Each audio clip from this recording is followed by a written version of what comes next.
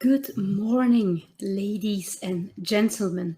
Welcome on this Information Day on the call for proposals of the Joint Cluster Initiatives for Europe's Recovery.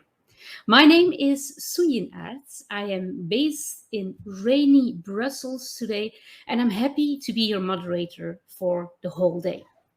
Very nice to have you all here, being interested to help on the implementation of the European Commission's new industrial strategy for Europe based upon 5 objectives: networking, innovation, transformation into a more greener and digital economy, training, and going international. Let me first tell you something more about the agenda of the day. We will start this morning with different speakers that will give you information and provide clarification on the scope, the expectations, and objectives of this call for proposal to bring the desired impact that Europe is looking for. We will also run through the call selection process and criteria and share some tips and tricks that will help you to write a good proposal. We also provide clarification on the cascade funding and the support to third parties. During this whole morning, we will also take all your questions. And after the coffee break, we will respond live to as many questions as possible during the Q&A session. However, to questions that we were not able to answer today, we will answer all of these in written in the FAQ section of the Funding and Tender Portal website. Let me maybe also explain you a little bit more about the platform you're on today. On your left side, you have the menu. And as you can see, you all entered through our reception and you are on the main stage now. That is called Stage. Later on, when we go to the breakout sessions, you will find those under the Sessions button. You also see underneath a networking button, but that is only for this afternoon. Let me also tell you more about how you can submit your questions. For this, we will use Slido when you are on the main stage, the plenary session, let's say. You don't need to go to another tool to use Slido, as Slido has been integrated into the Hopin platform, which you can see on the right of your screen. This gives you the possibility not only to ask your questions, but also to vote for questions you like and that you also would like to see answered. And that gives us the opportunity to prioritize questions that will be tackled at first. Maybe before we start, I'd like to ask you to check on your profile in Hopin. How can you do that? You go to the right top side where you find the 2 letters of your initials. If you can click on them, you can first start by verifying your name, but I'm also going to ask you to add the strand, and that is the number you selected upon registration. We will now show a slide with all the different numbers and all the different ones in case you might not remember the number of the strand. Please put that in the section headline. So first, click on your initials, then you can ask to modify the profile, check on your name, surname, and first name, and in headline, please add strand, 2 points, and then the number of the one you selected. Why do I ask you that? Because having the number of the strand beside your name will give you a greater networking experience today. So that is the reason why please add the number of the strand. Remember that when you had to select to follow this day, you had to select 1 strand to register. This is a number going from 1 to 15 that you find on the slide. The first one being the open strand. You got other ones going from tourism over digital to health, all got a specific number. Don't forget to push save and then just close the window. Let me also tell you more about the little arrow that you see just next to your profile letters. This is where you can send direct messages to other people, meaning other speakers, other participants. And I saw already that you're coming from all over Europe because you were saying hello to each other. So very happy to have you from all over Europe. But you can also address messages to our technical team. And if things go right, you should find them completely on the top, and you will see their name. And after that, it's written technical team. So for any questions, technical issues, questions on the platform or anything, feel free throughout the whole day to reach out to them. May I also remind you that you can see all the event participants under people, just behind the chat function to the event. And as I just said, you can also initiate private chat with other people as well. To tell you more about the day, first part of the day, we will all stay here in this plenary room called the stage on the Hopin platform. Also, for the hour that we will spend responding to your questions, we will stay on the stage, and then afterwards we'll go into the breakout rooms called sessions. All of these rooms are based on one of the 5 specific objectives of the call, and I will ask you then to choose one of them that interests you most. Because you know that as a potential applicant, you need to cover all 5 objectives in your proposal with the focus on at least one leading objective. And if you're a little bit like me, a little bit indecisive between 2 sessions, do not worry, because all those 5 sessions will be recorded, so you do not miss out on any of them. And after the breakout, I'm going to ask you to find your way back to the stage. So you go clicking back on the stage, because we have some closing remarks before we go for lunch. As I mentioned, the whole morning session will be recorded. So the plenary sessions and the breakout sessions. So you will be able to listen to anything that has been said today, so you don't miss out on everything. And after lunch, I think probably comes the best part of the day, because we created something to facilitate the opportunities for networking and for collaborations among all of you potential applicants. We will have a matchmaking and a pitching session, but I will tell you more about that later on.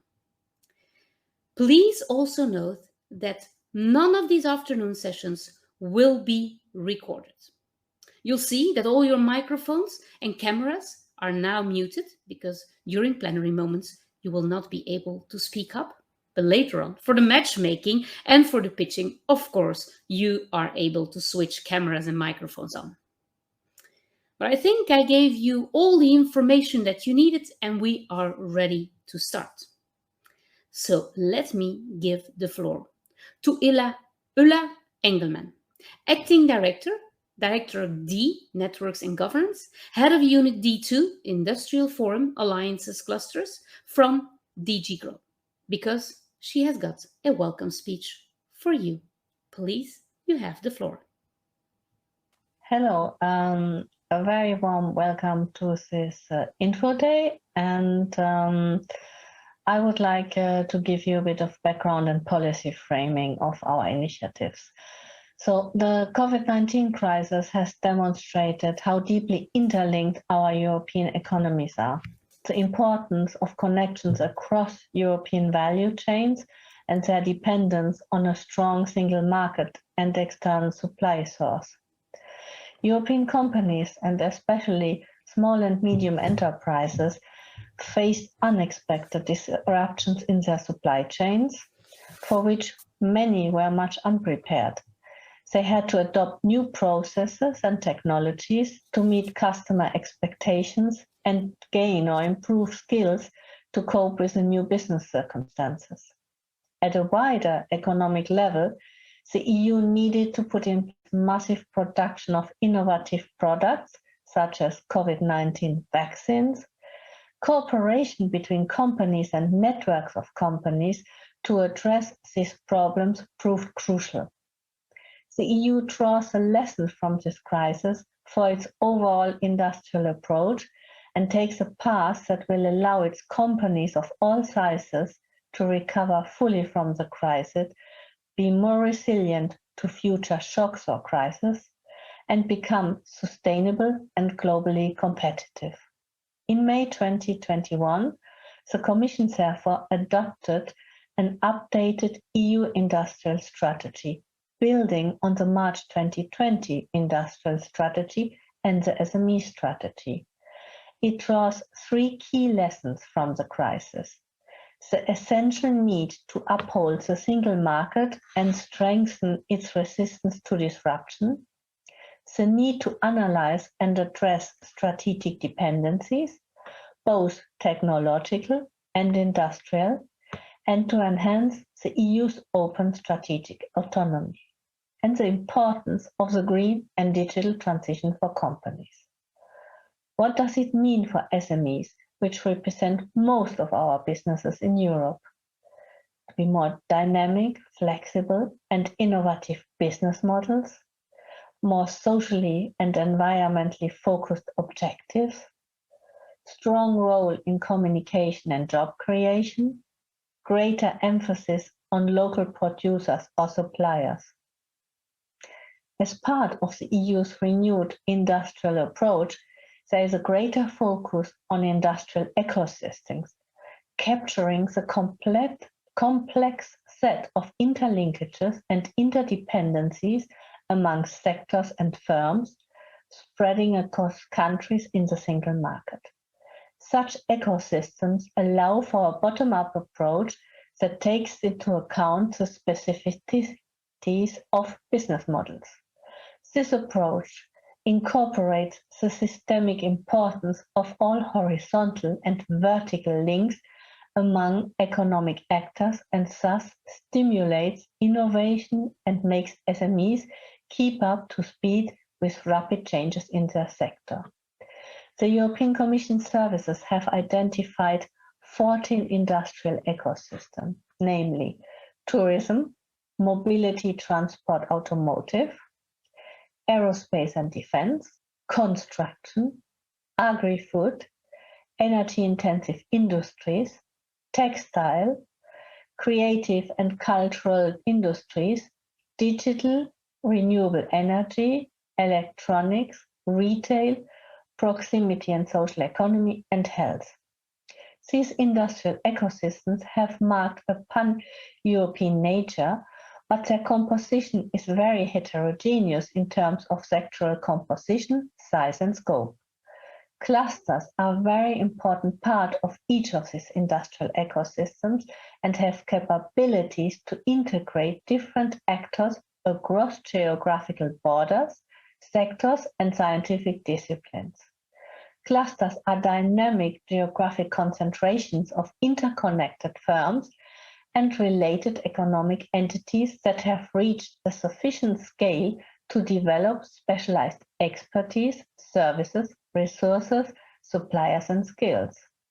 They include enterprises, but also other essential entities of an industrial ecosystem, such as research and knowledge institutions, science and technology parks, talents and financial service providers, non-profit organizations, and related public bodies. Clusters connect all industrial players active in a specific industrial ecosystem, covering critical value chains within or across the ecosystems with a broad variety of actors. Clusters can therefore play a significant role in the economic recovery and long-term economic success, accelerating the twin green and digital transition and building resilience. The European Commission has worked with cluster organizations and their members to work to promote the development of world-class clusters with competitive industrial value chains that cut across sectors and regions.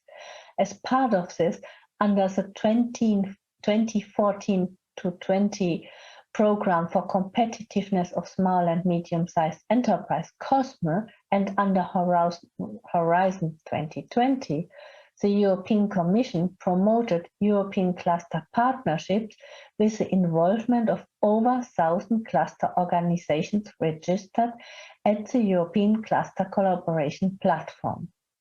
These European cluster partnerships encourage clusters to intensify collaboration across EU regions and cover a wider range of industrial sectors and thematic orientation with a focus on supporting innovation, internationalization, smart specialization investment, and capacity building. These projects were funded under Horizon 2020 with cluster-facilitated projects for new industrial value chains, InnoSub1, and under COSME with the European Strategic Cluster Partnerships for Going International for Smart Specialization Investments and Cluster Excellence. The European Commission would like to build on this positive experience by establishing a number of joint cluster initiatives called EUROCLUSTER, partnership of cluster organizations which team up with other types of organizations. The aim is to develop and implement supporting measures for companies in and beyond their industrial ecosystem, and by doing this, create and reinforce vital collaboration networks at EU level with a view to improve the resilience of the European industrial ecosystems and boost their green and digital transformation. To help in this implementation of the updated industrial strategy, the European Commission, with your involvement, will launch around 30 cross-sectoral, interdisciplinary and trans-European strategic joint cluster initiatives to be called EUROCLUSTERS with a total budget of 42 million euro. Let me welcome you to this info day on the call for the EUROCLUSTERs, where you can hear about specific objectives, actions, expected deliverables, and indicators. You will also have the chance to hear how to submit the application and its technical and financial requirements.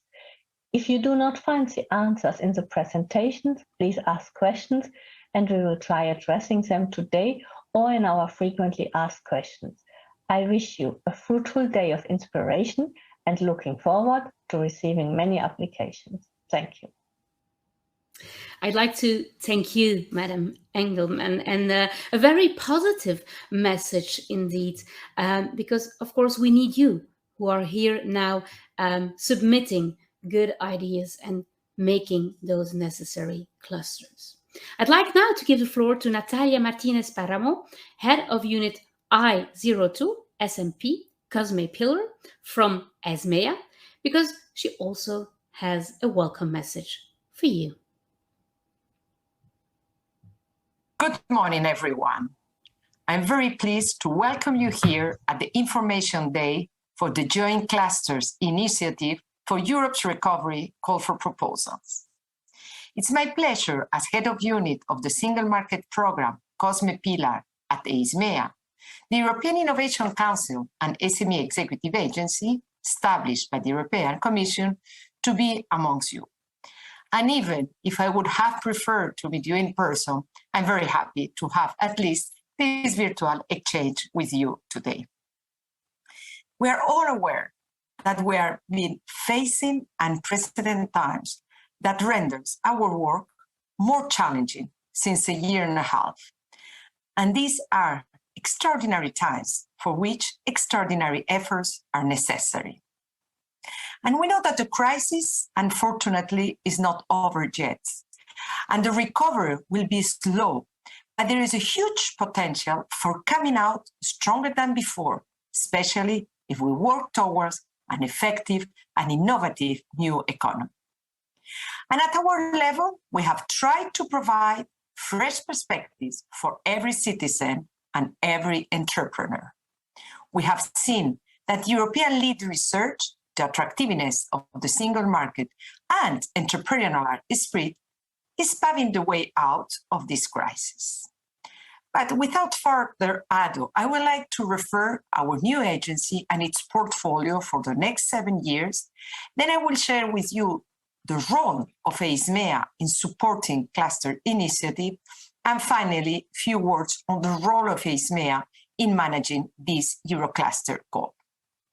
So, what is EISMEA? EISMEA is the successor of EASME, the European Agency for Small and Medium-Sized Enterprises, as you know, started operating on 1st April 2021. What is our main objective? Very easy, very simple, to allow SMEs to realize their full potential in today's global economy. Actions aimed at boosting the competitiveness of SME will be mainly funded under the new Single Market Programme, with a huge budget, 4,200 million euros for the period 21-27. And what the Single Market will support?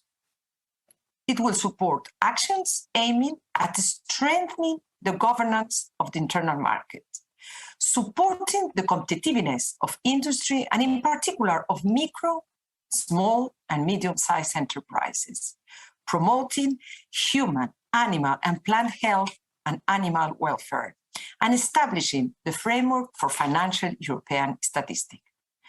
In short, the Single Market Programme is the EU funding programme to help the single market reach its full potential and, very important, to ensure Europe's recovery from the COVID-19 pandemic. So EISMEA is managing those pillars of the Single Market Progress covering competitiveness of enterprises, governance of the internal market, standardization and consumer. And let me say that in particular, the COSME pillar can count on a budget of 1 billion euros. And one of these actions is the Joint Cluster Initiative, or EUROCLUSTER, which is one of our flagship initiatives under the Single Market Programme. You heard a few minutes ago from Ulla the policy context behind this new initiative, and you will learn in the rest of the morning session all you need to know about it. But the EISMEA continue also to managing the legacy of part of programs funded under the multi-annual framework, financial framework 2014-2020, such as you know, COSME and part of Horizon 2020. So support to cluster is not new and is not new to us. Let me go to the second point. It's our role, what EISME does to support SME through clusters.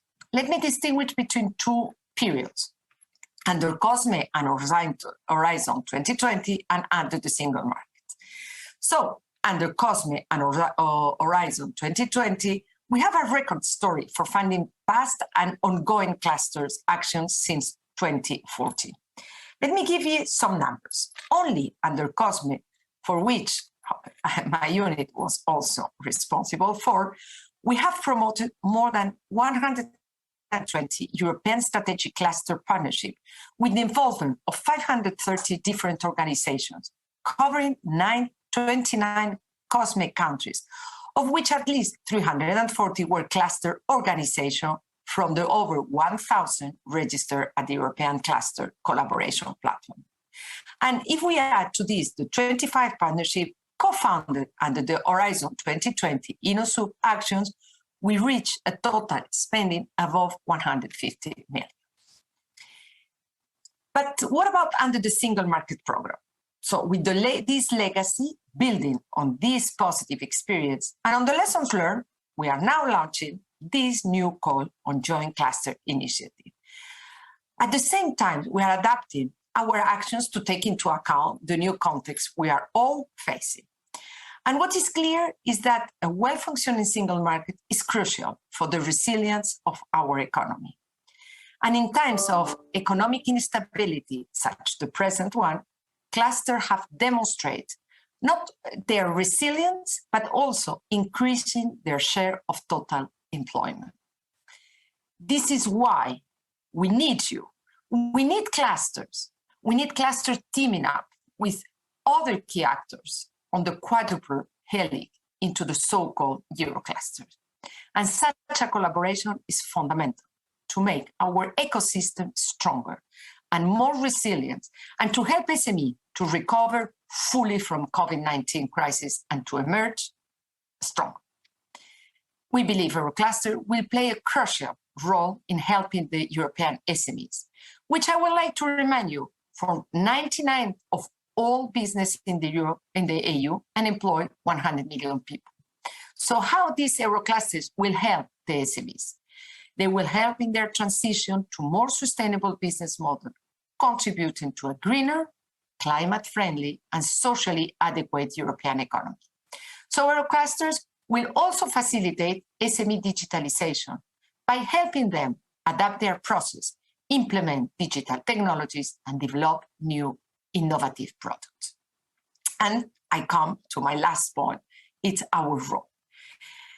I believe it's important to introduce each player involved. So let me briefly explain the difference between Director General of the European Commission and the executive agencies of the European Commission. So the European Commission Director General, what it does is to draft and set up policy strategy and make legislative proposals.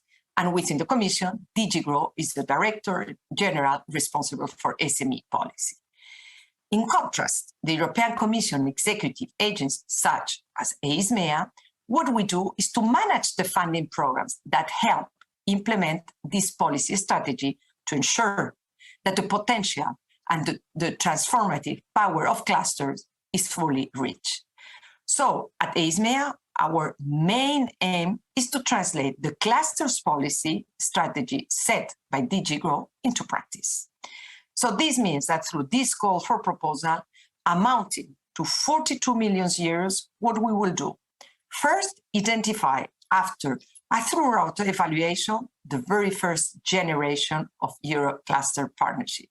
And once the grant has been awarded, as a contracting authority, we will ensure that the selected 30 new projects will successfully achieve their intended results, thus contributing to address the policy objective.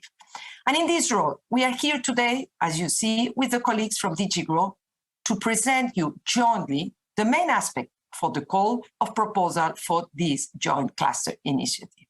So you can see that agency and Directorate Generals work hand in hand daily to ensure that the result of EU-funded projects have an impact and contribute achieving the policy goals.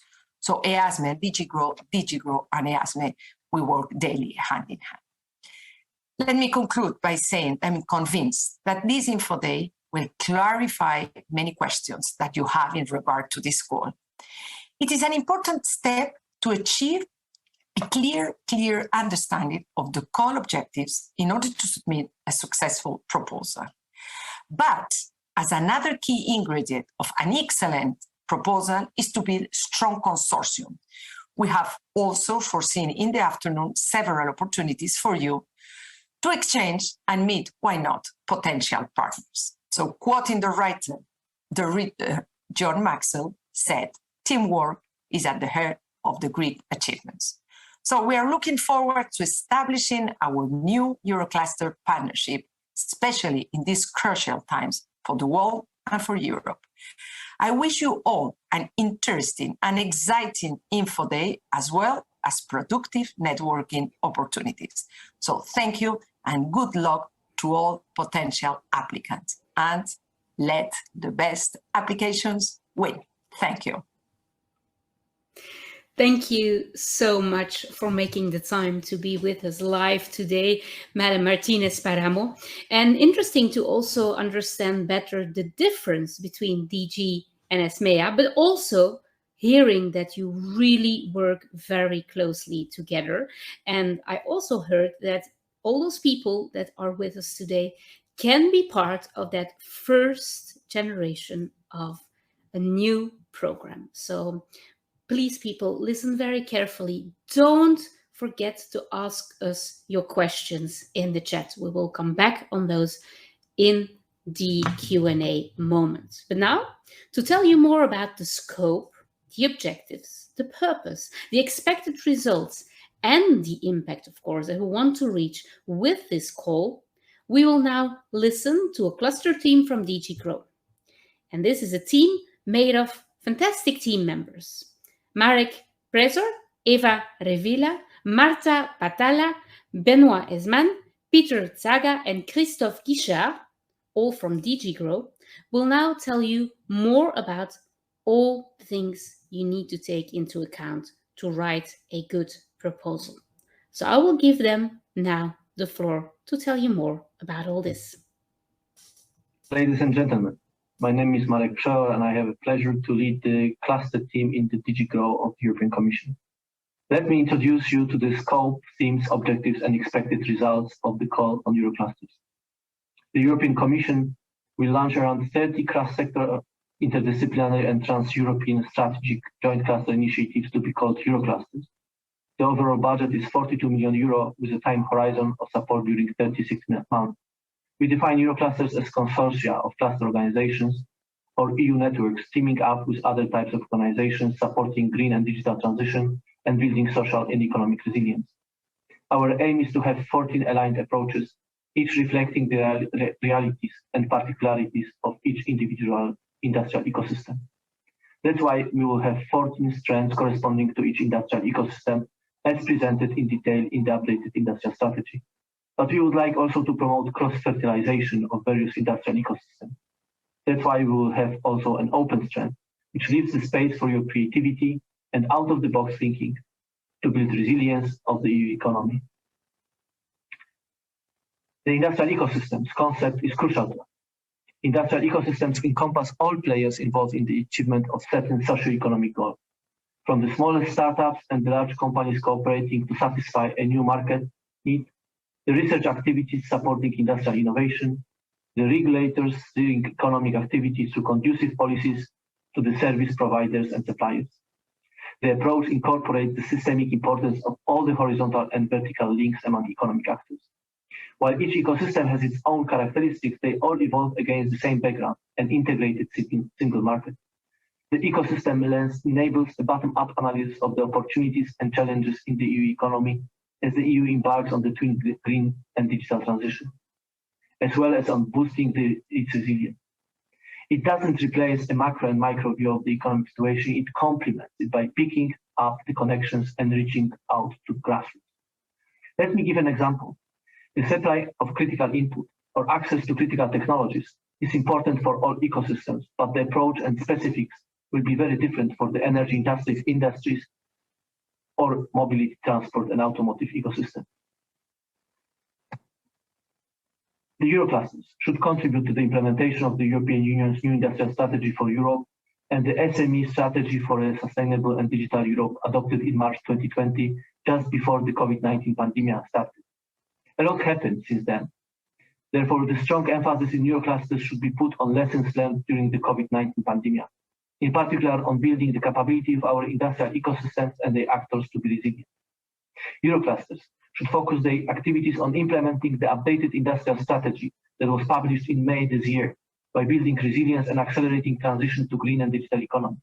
In line with the recommendations of the European Commission's Clusters Expert Group, clusters should lead the green transition, accelerate the digitalization, and build resilience. EUROCLUSTERS should put forward proposals for how to initiate, develop, and maintain an EU-level long-term strategic partnership between companies of different kinds and sizes.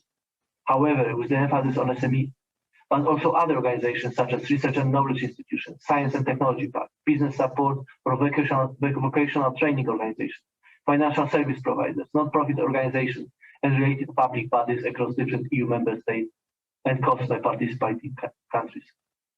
By doing so, EUROCLUSTERS will bring together a critical mass of firms and societies in geographical functionality and proximity, which are economically and socially independent. EUROCLUSTERS will be expected to demonstrate how they will work together effectively with other support actors and networks such as the European Cluster Collaboration Platform, Enterprise Europe Network, and European Digital Innovation Hub. EUROCLUSTERS must support SMEs, and they will be expected to demonstrate how they will organize such support in line with the overall EUROCLUSTER long-term strategy. If we think about what should be the results of the EUROCLUSTERs, at least 75% of the grant must be directed to SMEs to finance services in support of the greater resilience and green and digital transformation. EUROCLUSTERs need to contribute to the overarching indicators from the Single Market Programme, which are number of SMEs, clusters, and business network organizations and business support organizations receiving support from the program. Number of companies supported having concluded business partnerships. Number of entrepreneurs benefiting from mentoring and mobility schemes, including young, new, and female entrepreneurs. In summary, we want clusters to network, so that the number of the so-called resilience preparedness plans and business continuity plans, both for Euroclusters as well as supported SMEs, is developed. We want the Euroclusters to innovate so that the new-to-firm products and services are identified.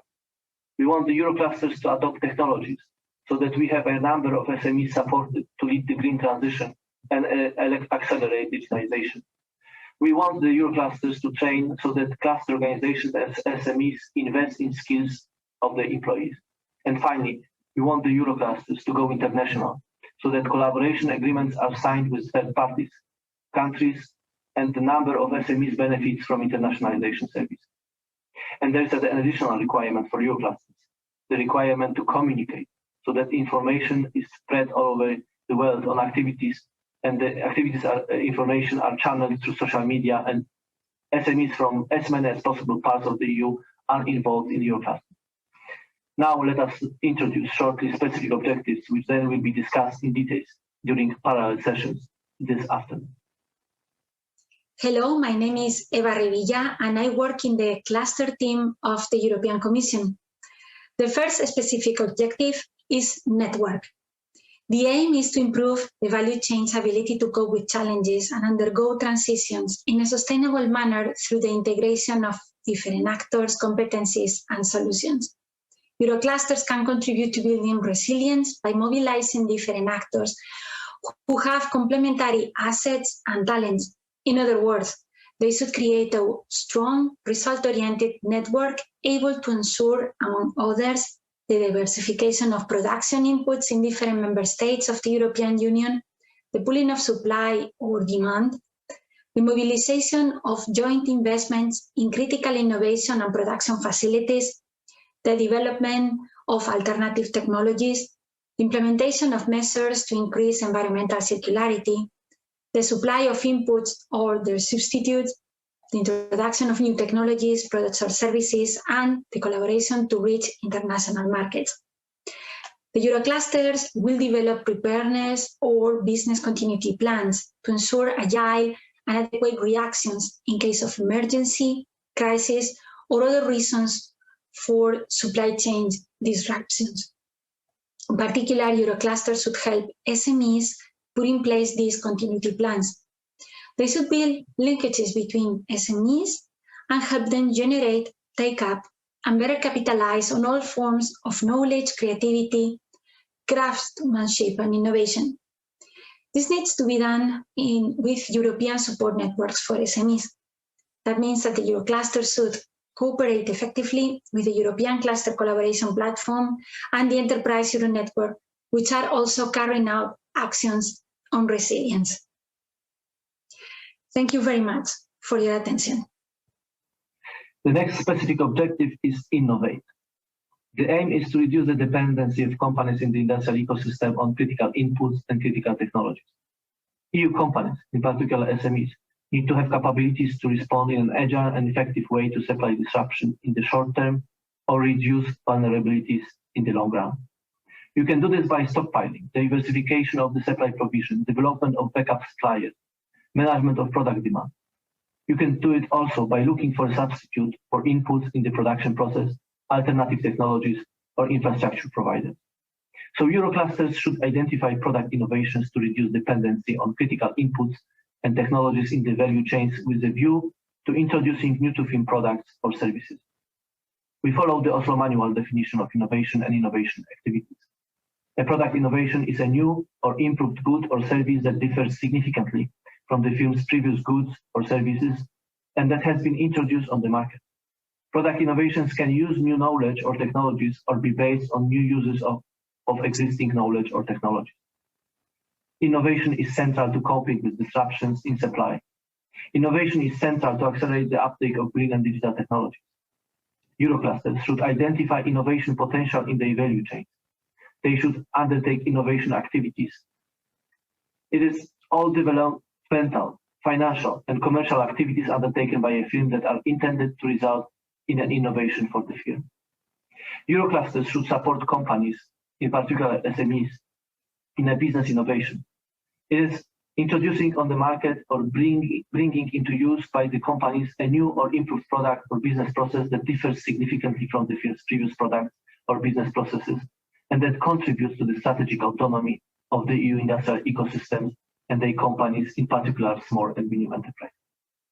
EUROCLUSTERS should look to cooperate effectively with local and other actors in this area, which design or implement projects under the Horizon Europe or the national and regional smart specialization strategies under the cohesion policy funding. What is crucial is that innovation takes its place in SMEs and on the market. Good morning, everyone. My name is Marta Batalla, and I'm Policy Officer at the European Commission, member of the cluster team. Now I will explain you Section 3 on this call. This action adopts the processes and technologies to reinforce transformation into a greener and more digital economy. The main goal of this action is to adopt processes and technologies that improve the value chains efficient in the use of resources, open market for green technologies, and service and uptake of digital solutions.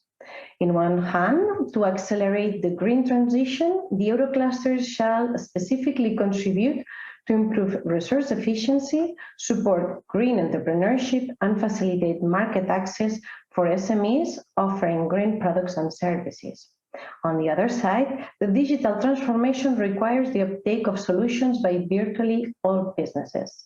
The transformation generates new competitive fields as it brings in new opportunities and new ways to create value.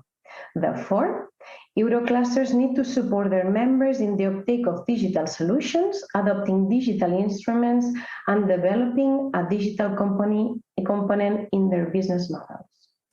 The objectives of the EUROCLUSTERS will be to prepare and help business to adopt advanced technologies such as artificial intelligence, photonics, nanoelectronics, and therefore the EUROCLUSTERS should foster the establishment of a strategic collaboration between tech-savvy companies and traditional businesses, with a particular attention to SMEs, focusing on the benefits of adopting advanced technologies.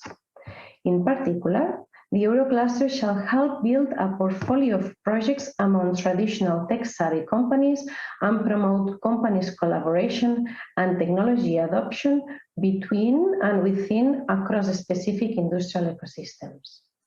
Actions under this objective will not to be fund the purchase and installation of advanced technologies, but to raise awareness on the existing solutions and help accelerate their uptake. In these areas, it will be essential that they cooperate effectively with other support providers and networks and avoid necessary duplication. Thank you so much for listening. Good morning. My name is Benoit Esmanne. I'm also part of the cluster team in DG Grow, and I'm going to explain you what we expect from EUROCLUSTERS regarding skills and basically training. When we describe the role of clusters at Commission level, we usually see them playing three roles. We see them as bridge builders, multipliers, and change agents. But for the clusters to play this role, we need to have the right people with the right skills at the wheel. And that's why with the EUROCLUSTERS, we want to offer the consortium the possibility to support acquiring new knowledge on how clusters can improve their internal processes, build more professional cluster organization, and can step up their capabilities and strategies to address new challenges. And in order to do so, we want to focus on three things. We would like the EUROCLUSTERS to provide capacity building to foster cluster manager skills.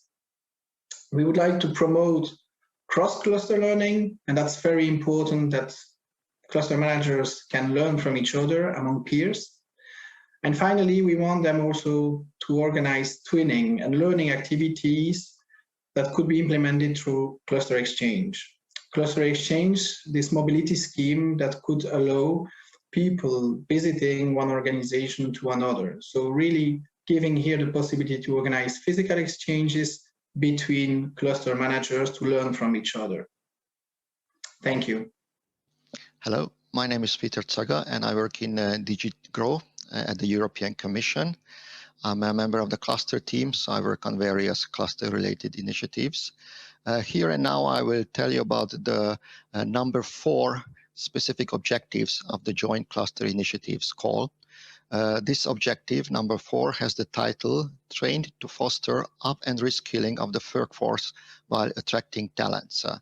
We divided this objective into 2 subsections. The first one focuses on the skills of cluster managers, while the second one concentrates on the skills of the workforce of companies, most importantly of small and medium-sized enterprises, SMEs that are members of the clusters. My colleague, he has talked to you about the cluster managers aspect, and in my intervention now, I will address the aspects that relate to the companies. The objective here, as you see it on the slide that is displayed, is to help clusters to develop specific actions and services that help their SME members in reskilling and upskilling their workforce and to attract and retain workers with appropriate skill set. We are all very much aware of the importance of skills for the growth, innovation, and competitiveness of enterprises. Phenomena like increased digitalization, automation, and robotization are putting continuously a big pressure on companies to continuously improve the skill set of their workforce and to hire workers with the necessary skills. So on this basis, we thought that Euroclusters need to engage strongly and work actively together in the area of skills. We want 2 things from Euroclusters. First of all, we want them to share their experience in designing and delivering a common strategy or an implementation roadmap on skills for the clusters. Second, and equally importantly, we want Euroclusters to jointly develop a portfolio of services and implement specific collaborative actions. We also recommend that these actions and these services focus on the following 4 areas. Number 1 is that the partnerships should jointly build up their training infrastructures, their knowledge and their capacities for facilitating the upskilling and the reskilling of the workforce. Number 2, Euroclusters should develop and enhance very specific and very concrete skills-related services that they could provide for their members. Number 3, we believe that Euroclusters should engage in regional, national, and also European level of initiatives. One important example, for example, is the European Pact for Skills. And we believe that clusters would greatly benefit from participating in this initiative, but there are also many relevant ones beyond the pact. And number 4, and the final one, that we want Euroclusters to cooperate with vocational training organizations. Here, obviously, the objective is that we ensure that there's a supply of skilled young workforce who will be able to join the local labor markets. So, given the above objectives, we strongly believe that clusters can be very effective in helping their companies in these areas. And we also believe that if clusters work together, if they learn from each other and they cooperate in the form of the cluster partnerships, namely here at the Euroclusters, they can achieve even better results than doing all these things alone. Thank you very much for your attention. Good morning, everyone. I'm very pleased to be with you this morning, and I will cover now the 5th objective, Go International, of this call, that is about to boost access to global supply and value chains. The aim of this objective is to reach collaboration agreements with third countries leading to market access for EU companies, to intensify cluster and business network cooperation across European countries and across sectoral boundaries, and to support the establishment of the Euroclusters to lead international cluster cooperation in fields of strategic interest towards third countries beyond the EU. The Euroclusters are invited to develop and implement a joint internationalization strategy to support SME internationalization towards third countries beyond Europe, and to sign collaboration agreements with entities in third countries.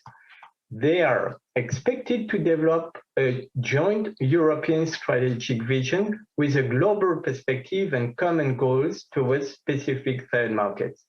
And they shall also explore ways of rebuilding and reconnecting international supply and value chains.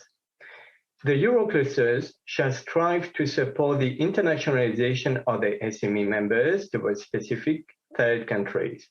They could also strengthen their resilience in global value chains that they are already active in, attract foreign direct investment and cooperation partners, and secure critical imports, knowledge and technologies with a view to support growth, jobs, and investment in Europe. In addition, the EUROCLUSTER should specifically play a role in helping SMEs to benefit from the existing and future EU free trade agreements, including through cooperations with other relevant support providers and networks, both within the EU and beyond. This concludes the fifth objective, Go International, for this call, and I thank you for your attention. Thank you so much to all of you, Marek, Eva, Marta, Benoit, Peter, and Christophe. Thank you for all this information, and would like to go now with you and run through the call selection process and criteria and share some tips and tricks that will help you to write that great proposal. It is Marta Caruda, project advisor from EISMEA, that will share this with you. Marta, the floor is yours. Good morning. Welcome, everyone. My name is Marta Caruda Martínez de Castilla, and I am project advisor at EISMEA. Today, we will go through the more administrative aspects of this call for proposals, and I walk you through the selection process and criteria, and then we will finalize with the more fun part, tips and tricks to how to write the best proposal. So we will start with the basics. As if you have not checked the calls application website yet on the funding and tenders portal, please do so, because this is where you will need to apply from. You will have the link to this page on the very last slide of my presentation. You will see it at the very end. So just some general information on the call. The call was published on the 29th of September with a deadline for application on the 30th of November, 5 p.m. Brussels time. This is very important. Do not wait until the very last minutes because to apply, because you never know what can happen. The deadline is strict, and this is to ensure the equal treatment to all applicants. Then between December and March next year, we will evaluate the proposals and then inform about the results from April onwards. And then we will sign the grant agreements by earliest July next year. The goal budget is 42 million euros, and we intend to award about 30 grants. So if we do the maths, then the maximum grant amount will be up to maximum 1.4 million euros per project. Don't forget that the project budget is split into 25% that needs to be allocated to the joint activities between the cluster organizations and other EUROCLUSTER partners. This means the partners of the consortium. And 75% of the budget is to support SMEs, to finance services in support of the resilience, green and digital transformation. On the reimbursement rate, we have at 100% reimbursement for the cost for providing financial support to third parties, and 90% of co-funding to all other cost categories. The call duration should be maximum 36 months, and extensions are possible, of course, if this is well justified and this is done through an amendment. Now, let me walk you through the selection process. So to keep it short, you will be faced with admissibility criteria, eligibility criteria, exclusion criteria, and the assessment of the operational and financial capacity, and finally on the award criteria. So indeed, there's a wide rainbow of criteria to keep in mind today. but it will be very simple. So for the purpose of today, we will focus mainly on the eligibility and the award, which are the ones that need most of our attention. However, there are other aspects of admissibility, exclusion, and selection that, for which I will say 2 quick words. So we'll start with admissibility. This means that you need to submit on time. Again, do not leave it for the last moment and avoid any problems. Use the electronic submission system. Do not send it by email, by fax, or by DHL, or in-person delivery. This is only to be submitted through the Funding and Tenders portal. Also, proposals must be complete with all the compulsory annexes. So you will have to fill in, as part of your application, this following parts. Part A there's no template for this. You fill it directly online in the system. You also have application form part B. This template is available in the submission system. And remember that you will have to assemble it together with Annex 5 and submit both of them together. And what is Annex 5? This template, you can find it in EISMEA's page. And the 4th is the detail budget table. This template is also available in the submission system. And why put in red to upload only PDFs? Because the system accepts only PDFs. So for this, I'm asking you, please watch out when you transform your document into a PDF, because there may be glitches. And I'm specifically saying this for the budgets table, which comes in an Excel format. So also check that the PDF that you upload is correct in its content. So for example, check that you see all the numbers that you included in the table, and make sure they all appear when you have it in PDF format. You can submit your proposal in any official EU language. However, for the project abstract or summary, you should always be in English. Of course, for reasons of efficiency, we strongly advise you to use English for the entire application. At the submission, you will have to confirm that you have the mandate to act for all applicants. And proposals are limited to maximum 50 pages. This is for part B. Evaluators will not consider any additional pages. So now that the criteria, we move into the criteria that needs most of our attention today, is eligibility criteria. We have, let's say, 2 parts. We have the eligibility of individual partners that form the consortium, and we have the eligibility of the consortium. Let's talk now about the eligibility of individual partners. Individual applicants, they need to be legal entities. They need to be established in one of the eligible countries. This means that EU member state, including the OCTs.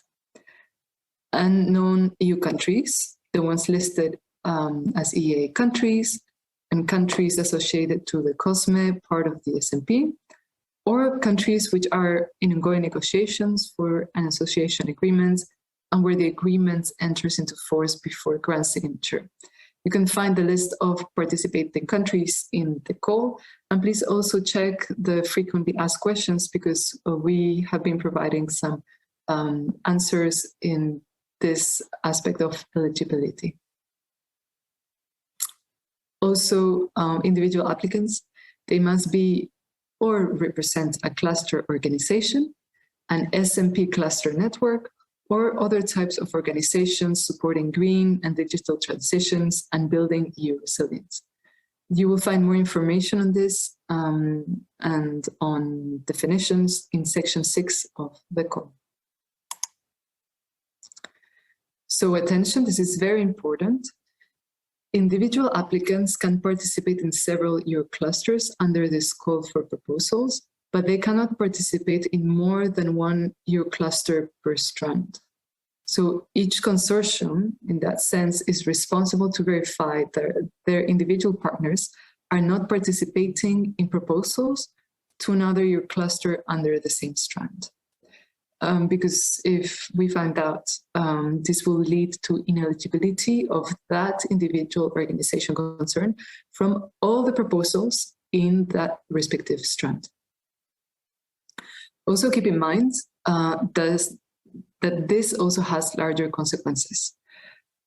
Because then, if you also need to see how the exclusion of that individual partner affects the whole consortium. Because the consortium affected by the exclusion of one or more partners will still need to fill the eligibility criteria in order to be eligible. So let's say we have an example. We have a consortium that is made up of 3 legal entities, and one entity is excluded. So there are only 2 partners that are left. So now the whole consortium, and therefore the proposal as well, is not eligible because we need a minimum of 3. And this is something that you will see later. So these conditions are also applied to clusters without legal personality. So let me explain. If the same cluster organization, even if it's represented in different consortia by different legal entities, so if this one is participating in more than one proposal per strand, it will be considered ineligible in all concerned proposals. So a piece of advice, putting together a quality proposal already takes a lot of effort. You know that already. So the lessons learned is, as you may have guessed, focus only in one proposal. Now we're going to the eligibility of consortia, because as you know, legal entities, they must apply as part of a consortium. They cannot apply individually. So that's why we're talking now about the consortium.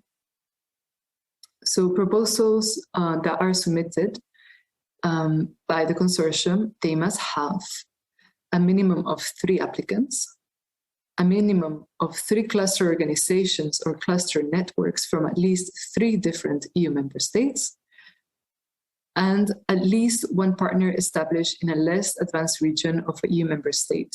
And this definition, you can also find it in the call text. Make sure that the name of the less advanced region is indicated in Annex 5. And the name of this region is coherent with the region that appears in the legal address that is provided in the PIC number, because we will be checking for that. Also, at least half of the partners in each consortium must be cluster organizations or cluster networks that have registered or have submitted a registration to the European Cluster Collaboration Platform, the ECCP, by the submission deadline. And this information needs to be included in Annex 5. So if you are already registered in the ECCP, you need to provide the link to the cluster organization profile. And this is for every applicant. If you're not registered to the ECCP, so each applicant needs to submit a declaration in their honor that they represent a cluster organization or a business network organization, and that a cluster profile has been submitted to the ECCP. So all this information you will include in Annex 5. Very important, each consortium cannot submit more than 1 proposal under this call. Again, if we notice this, it would lead to the ineligibility of all proposals of that consortium. Now we're moving to the exclusion criteria. This will be quite fast. I invite you to see section 7 of the call. This aspect treats things like, for example, this is where we speak about bankruptcy, fraud, serious professional misconduct. So I invite you to check section 7 of the call, because there are several elements based on which an applicant can be excluded, and you need to be aware of this as well. And now we're moving to the section on the financial and operational capacity. In terms of financial capacity, this means that you have the ability to finance and co-finance what you have proposed in your proposal, that you have the capacity to implement the project and also contribute to your share. And these checks are actually done during the grant preparation, and they're based on documents that you will be requested to upload. This is, for example, the profit and loss account sheets, the accounts, the documents of the accounts for the last closed financial year, and the operational capacity. This means that you should have the skills and the expertise to carry out the activities that you propose in your proposal. And these checks are based on information that you provide in your application. Now we're reaching the very last step of the selection process. I hope you have not fallen asleep by now, but this is a very important aspect. We're actually going to go through the criteria against which your proposal will be evaluated. So please pay close attention. As you can see from the table in my presentation, which is also available in the call text, the minimum score to be considered for funding, of course, this is within the budget limits of the call, or in order to be in the reserve list, the score of the proposal must be 70% or 70 points or above. And it also needs to pass each individual threshold. The minimum scores are indicated in the table here. And the evaluations of your proposals will be done on the basis of its relevance, its quality, and its impact. And now we're going to walk through some basic aspects of each one of these criteria. Relevance is quite simple, I would say. For example, if the proposal is meeting the objective of the call, this is something you need to keep in mind. Are the results appropriate? Does it fit with the policy context? What are the relevance and complementarities of the partners to the project? And what are the complementarities between the partners? So these are things that you need to look through. We have put here more elaborate questions, so please go through them and make sure you're able to respond to them in your proposal. Relevance is mostly the relation to the call topic, to the objectives, but there are many other things as well. You may ask yourself, what makes your proposal more excellent than the others? What's your specific value proposition? It is not enough to be good, as you will see, as you can see from the award criteria. The EU calls are highly competitive, so always strive for excellence. In terms of quality, we have quality terms of project design and implementation. So this is more in the sense if the work plan is well defined and presented, if the actions and support to third parties are well described, and is it clear, and is it feasible? Are the results linked to the needs? And we also have quality in terms of the project team and the cooperation arrangements. So this is more about contribution of each partner, if it's suitable, if it's appropriate. Is the allocation of the efforts and the management appropriate? Is it well set up? We will assess the capacity and the role of each participant and the extent to which the consortium as a whole brings together all the necessary expertise that you mentioned. Ask yourself, are your activities allocated efficiently throughout the consortium members? Can all consortium partners chip in their best skills in an optimized way? And please, don't forget, take your budget planning very seriously, because it takes time to go through all the budget categories, especially for the staff costs, and these are often a source of financial errors.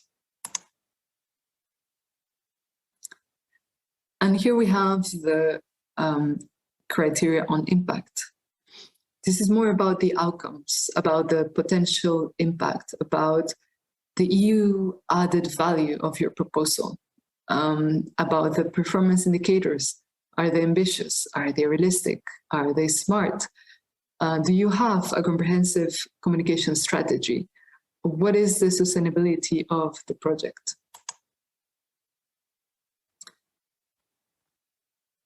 I may say this some important tips regarding impact.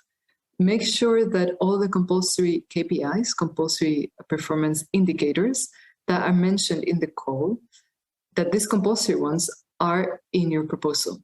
That is why we created a recap table in section 2 of the call, so that you don't forget that, because failure of including these compulsory indicators may result in a lowered score. So in impact, again, it's all about what are your ideas that make your proposal sustainable, check on the credibility of the pathways that you describe in terms for achieving the expected outcomes and impacts. Think about the synergies with other projects and programs. Think about its sustainability after the project ends. For example, define a time to impact, like 1 to 5 years.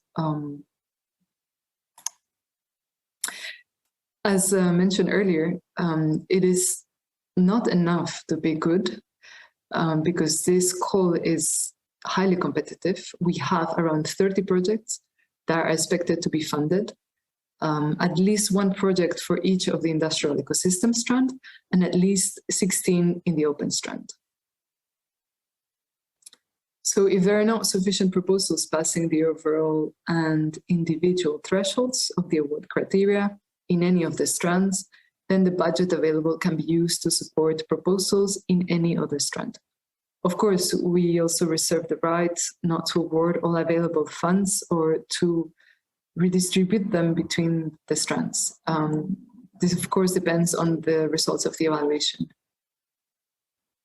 Maybe it's important to mention as well, before we pass to the next point, that the evaluation committee will be assisted by external evaluators. And by external, we mean that these are completely independent experts in the field outside of the Commission. It's important as well to mention that you would need to deliver on what you put in your proposal. It's not possible to propose and then later ask for significant amendments. Of course, we all know things can happen, but in other words, you must deliver on what you promised to the extent as possible. So this was just an overview of the award criteria. I invite you again to check this criteria in detail in section 9 of the call, where there are sub-criteria. This is very important as, again, this is the only criteria against which your proposal will be evaluated.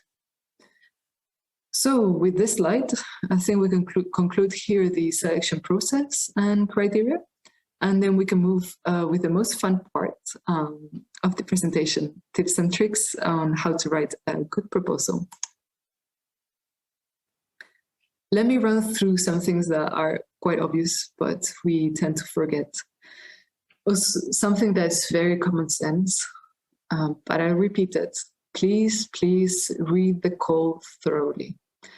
Use the call document as a guide, as an inspiration to write your proposal, but do not copy-paste from the call text, because we will notice very quickly if it's a clear copy-paste.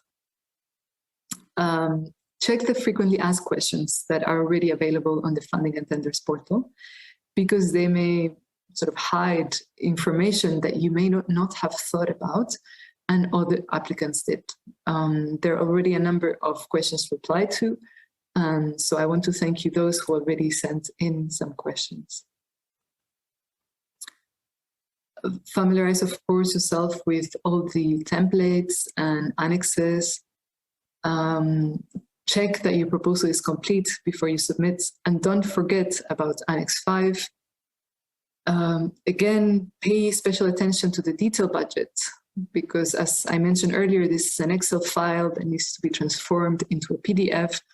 And often we actually see that this detailed budget is, for example, complete for one partner, but not for the rest of the partners. And this will not reflect well in terms of quality. Think about what makes you special. Do not repeat what is in the call, in the work program.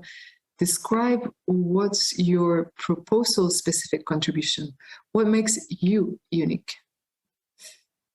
And focus on the sub-criteria under the relevance, the quality, and the impact sessions.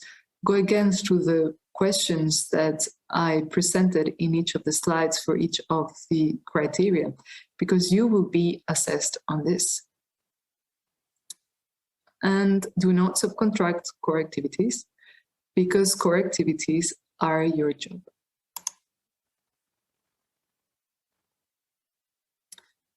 How to be best prepared? Of course, ask experienced former applicants. There's a lot of knowledge and richness, rich advice that you can get from them. Looking for the right partners in the consortium. This is very important as well. Are you maybe a consortium looking for a partner, or a partner looking for a consortium to join? In that sense, I would invite you to make the most of this afternoon at the matchmaking sessions and at the pitching booths, because it will be a great opportunity. Otherwise, also on the Funding and Tenders portal, you can find a partner search database. Of course, only add the partners if they agree to be part of your consortium. And of course, send us all your questions to this functional mailbox. The address have been in many of the previous slides, and it will also appear in the last slide as well. With this, I would ask you as well, be kind to the evaluators and to the EU colleagues. By this, it does not mean that you can be in touch with us, with the evaluators. It means that you need to put yourself in the evaluator's shoes, because the evaluators will be reading those kinds of pages. So look very carefully at the evaluation criteria that we went through earlier, and focus on this basis, which is the basis on which you will be judged. The maximum number of pages is 50, and if you go beyond, the remaining will be disregarded by the evaluators. And write your proposal in a friendly reader manner. This means avoid long sentences, acronyms. And one more point, do not recycle. Recycling may be good for the environment, but is not good for proposals. Remember, this new call is a new call with new conditions, with a new legal basis. So do not try to replicate old proposals, because we will notice this. Here are some final tips. As mentioned earlier, the budget should be detailed enough and should correspond to the tasks proposed. Also, it needs to be cost-effective. Items referred in the budget should be necessary for the execution of the project. It must be clear the link between the budget and the tasks. Clearly describe the division of tasks and responsibilities. You have you all have different expertise and skill sets. So it's important for the evaluators to know who has the skills, which ones, and who will be doing what. And write as if there is no tomorrow, because we will be evaluating the proposals as they are. Write as if no further improvements can be made. Again, success is about setting ambitious, but at the same time, realistic goals. And do not submit your proposal at the very last moment, because as mentioned earlier from the very beginning, this deadline is a strict deadline. So to conclude the session, here you can find some useful links, some of which are also provided on the application website of the Fundings Alternative portal. So I invite you to go through all of them. And that said, I want to thank you for your interest. I hope this presentation has provided clarifications and gave some inspiration. I hope you enjoyed the rest of the day, make the most of this afternoon's networking sessions, and I wish you every success in your applications. Thank you. Thank you, Marta. And I can confirm your presentation was very, very clear. Many takeaways, but the biggest one is be relevant, write as if there is no tomorrow, and strive for excellence. And don't forget about the deadline. So don't submit just the last day. Think about it a little bit earlier, and think about the PDFs and take control of everything before you submit. Thank you so much, Marta. And I can confirm people were not falling asleep, because we already have many, many interesting questions. So I will now directly give the stage to Virginie Perron, who will tell us more about the cascade funding and financial support to third parties. Virginie, the floor is yours. Thank you very much. So can you just confirm that everything is working fine, that you hear me and that you can see my presentation? We hear you very clearly. Okay, thank you very much. So good morning to all the participants. So my name is Virginie Perron. So I also work in EISMEA, but I work in another unit than the one who will be in charge of managing this call.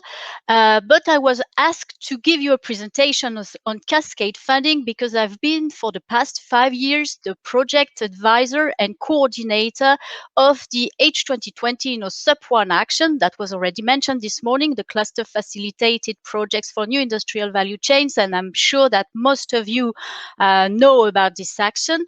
So cascade funding was an important aspect of this action, so that's why I'm here to give you a general presentation on the principles of cascade funding, and also to share with you the lessons learned from the 29 SUP1 projects that we've been financing in the past few years. So let's start. So first, we will have a look at cascade funding in the EUROCLUSTERS Call. Then I will present to you the main features of cascade funding, which is also called financial support to third parties, or to make it shorter, FSTP. Then I will present to you the rules for providing FSTP in the forms of grants or vouchers.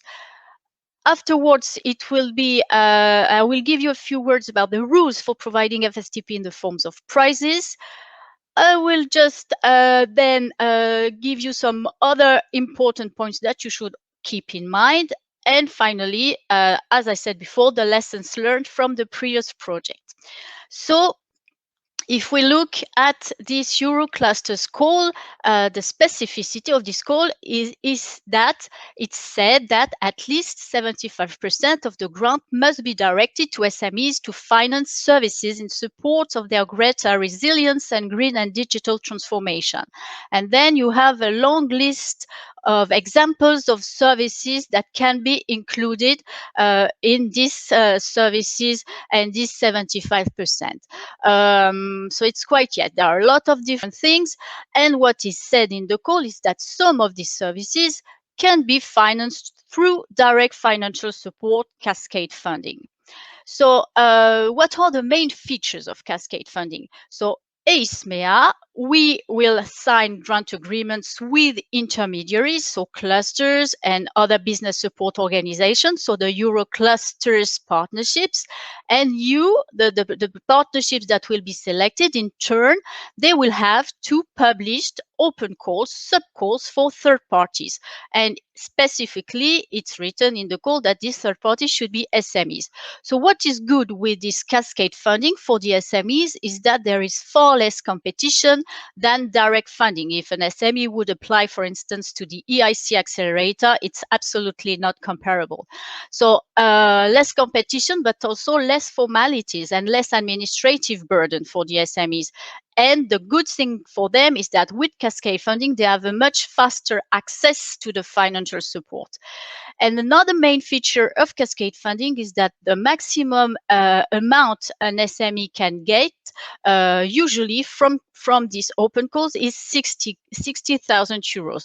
But we will see, and it's mentioned in the call, that it can be higher than that if duly justified. But the normal practice would say is that the maximum a third party can get is 60,000 euros. So if we look now at the rules for providing the financial support in the form of grants or vouchers. So the legal basis is the Single Market Program grant agreement.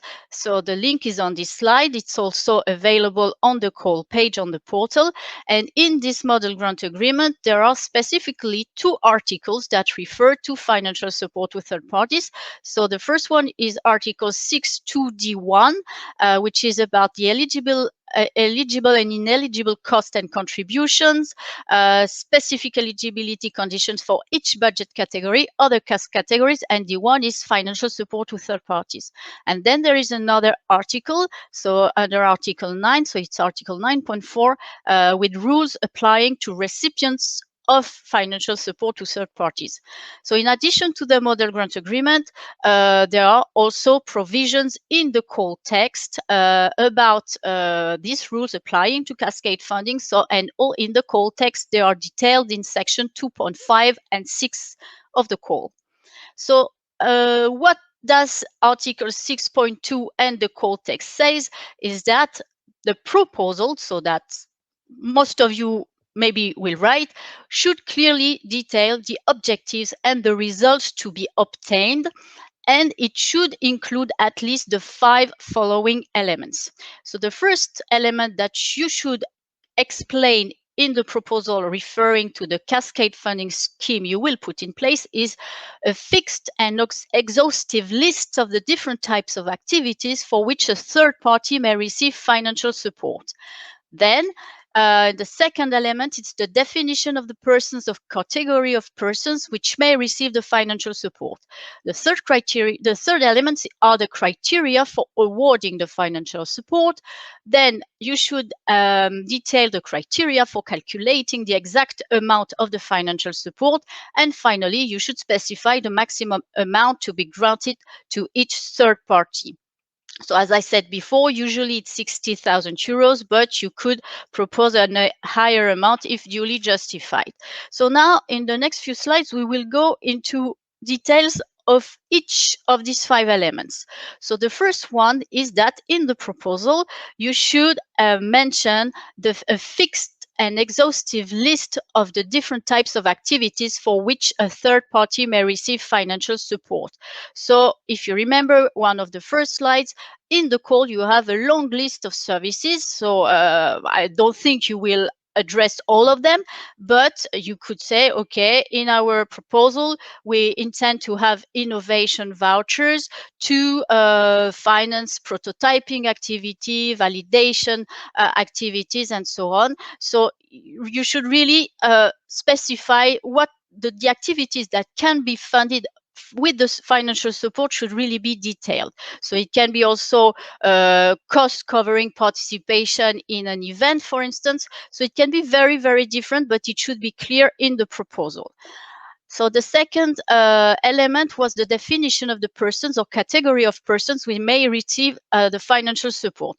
So the call text says that it should be SMEs, but then it will be up to you in the call text to clarify these conditions, I would say. Because again, depending on what activities you will propose, we can imagine that for some, you may go for consortia of SMEs, for maybe bigger vouchers.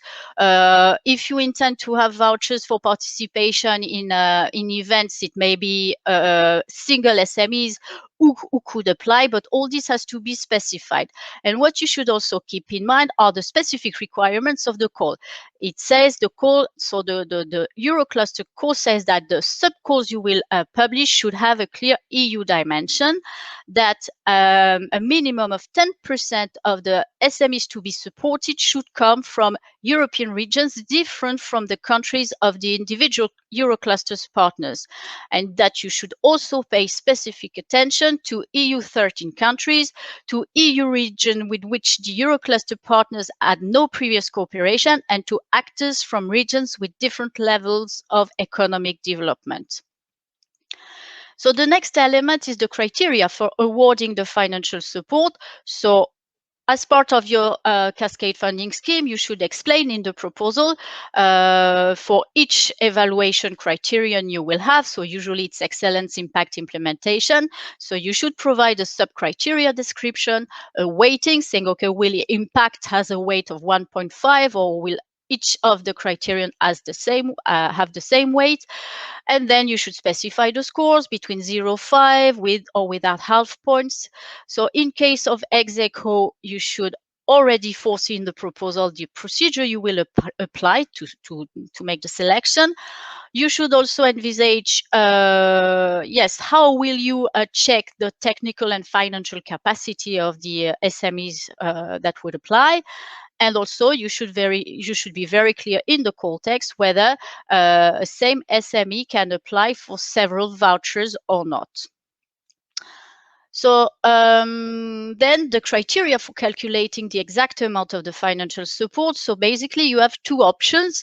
So you can go for lump sums or you can go for reimbursement of actual costs. So if you go for lump sums, it will be that you will make payments against deliverables, and that the SMEs that you would have supported would not have to give you financial reports. So if you go for lump sums, what the third parties are doing, so meaning the output prevails over how the third parties are doing. If you go for reimbursement of actual cost, then you will make the payments to the third parties upon fulfillment of eligibility conditions described in the grant agreement you will sign with the third parties.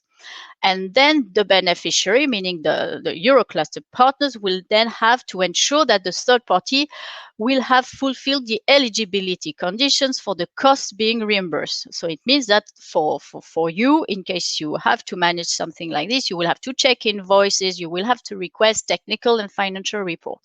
So it's two options, and you are free to choose the one that you want to adopt.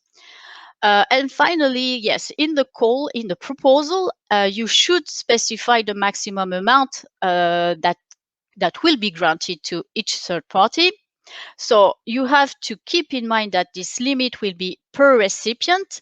So you could well envisage that one recipient could receive 3 different vouchers, one of 10,000, one of 20,000, one of 30,000, the maximum still being 60,000 euros. So if in your cascade funding scheme you intend to have a consortia of SMEs applying for bigger vouchers, keep in mind that the 60K limit is again per recipient. So you could finance projects of higher value if 2 SMEs were to be involved in the project. So it would be 120,000 euros per project in that case. And something that is very important is that you will put in place within the consortium a system to monitor the amounts paid to each third party, so that no SME exceeds the limit you will have set, whether it's 60,000 euros or another amount. So in addition to the financial support to be provided in the forms of vouchers or grants, you can as well envisage to give financial support in the form of prizes. It's also foreseen in this call. So the legal basis is the same article, and the difference is that if you give prizes, it's not, you don't have to publish a call, but in this case it's a contest, and the contest that you will publish should have 4 elements that should be clearly detailed. So the first one will be the condition for participation, so eligibility, who can apply to the contest, the award criteria, the amount of the prize, and the payment arrangements. So you will see that for prizes, there you don't have to specify any list of activities to be covered, because the main difference between a prize and a grant is that a prize is a gift. So you cannot link a prize to activities to be performed by the recipient of the prize. So this is really the main difference. So I have now 3 slides with other important points. So I would say that the first 2 slides mainly concern the latest stage, I would say, and will be explained to you again for the kickoff meeting for those partnerships to be selected. So in case you are selected and in case you will publish calls, you will have to publish them widely. This is the rule. So you will have to publish your open calls on the European Cluster Collaboration Platform, within the Enterprise Europe network, on the Funding and Tenders portal, on the EUROCLUSTER's own website, and on the EUROCLUSTER's social media channels, tagging EISMEA, DG GROW, and ECCP. And as a general rule, all open calls should remain open for at least 2 months. So the next slide is about Article 9.4 of the grant agreement that I mentioned earlier, with rules applying to recipients of the financial support to third parties. So if you are selected and if you are to implement a Eurocluster partnership, you should ensure that the recipient of the financial support will have to comply as well to fulfill the obligations mentioned under different articles of the grant agreement. So it's articles related to conflict of interest, confidentiality, ethics, visibility, information, record keeping.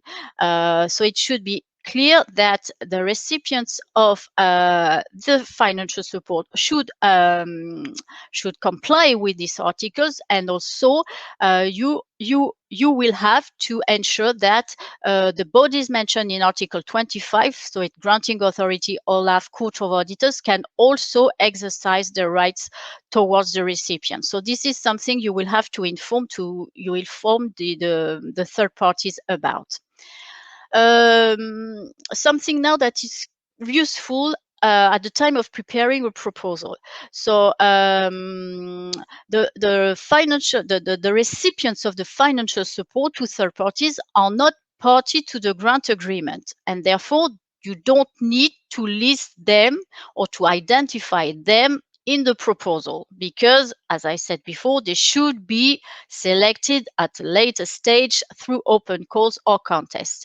So it's really also important that the third parties receiving financial support should not be confused with other third parties that could be involved in the proposal and in the project. And these other third parties could be contractors, subcontractors, linked third parties, in-kind contributors, and those other third parties have to be mentioned in the proposal and in the grant agreement. So it's very important. So when we are talking about FSTP recipients and other third parties, we are talking about different rules and different articles from the grant agreement.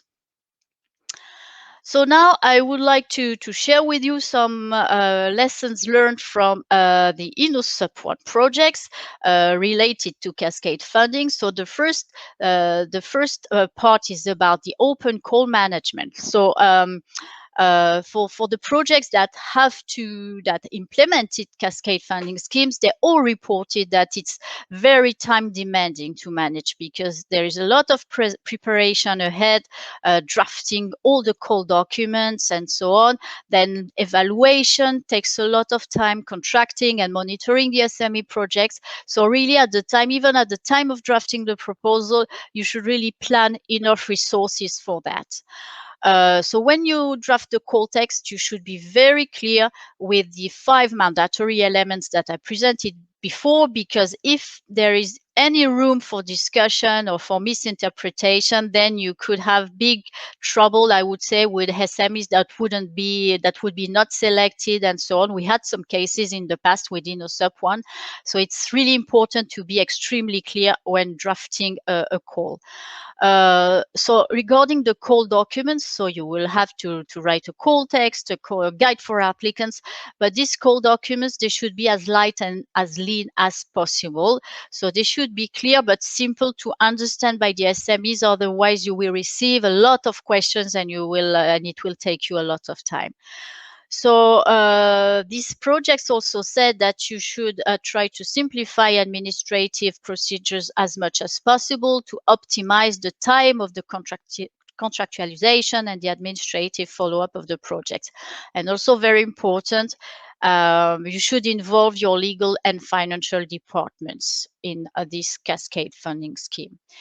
So in the next slide, some more tips. So when you will see that when you publish a call, most of the proposals will arrive at the last minute. So whatever platform you should use, you should make sure that it can handle all these proposals coming very late.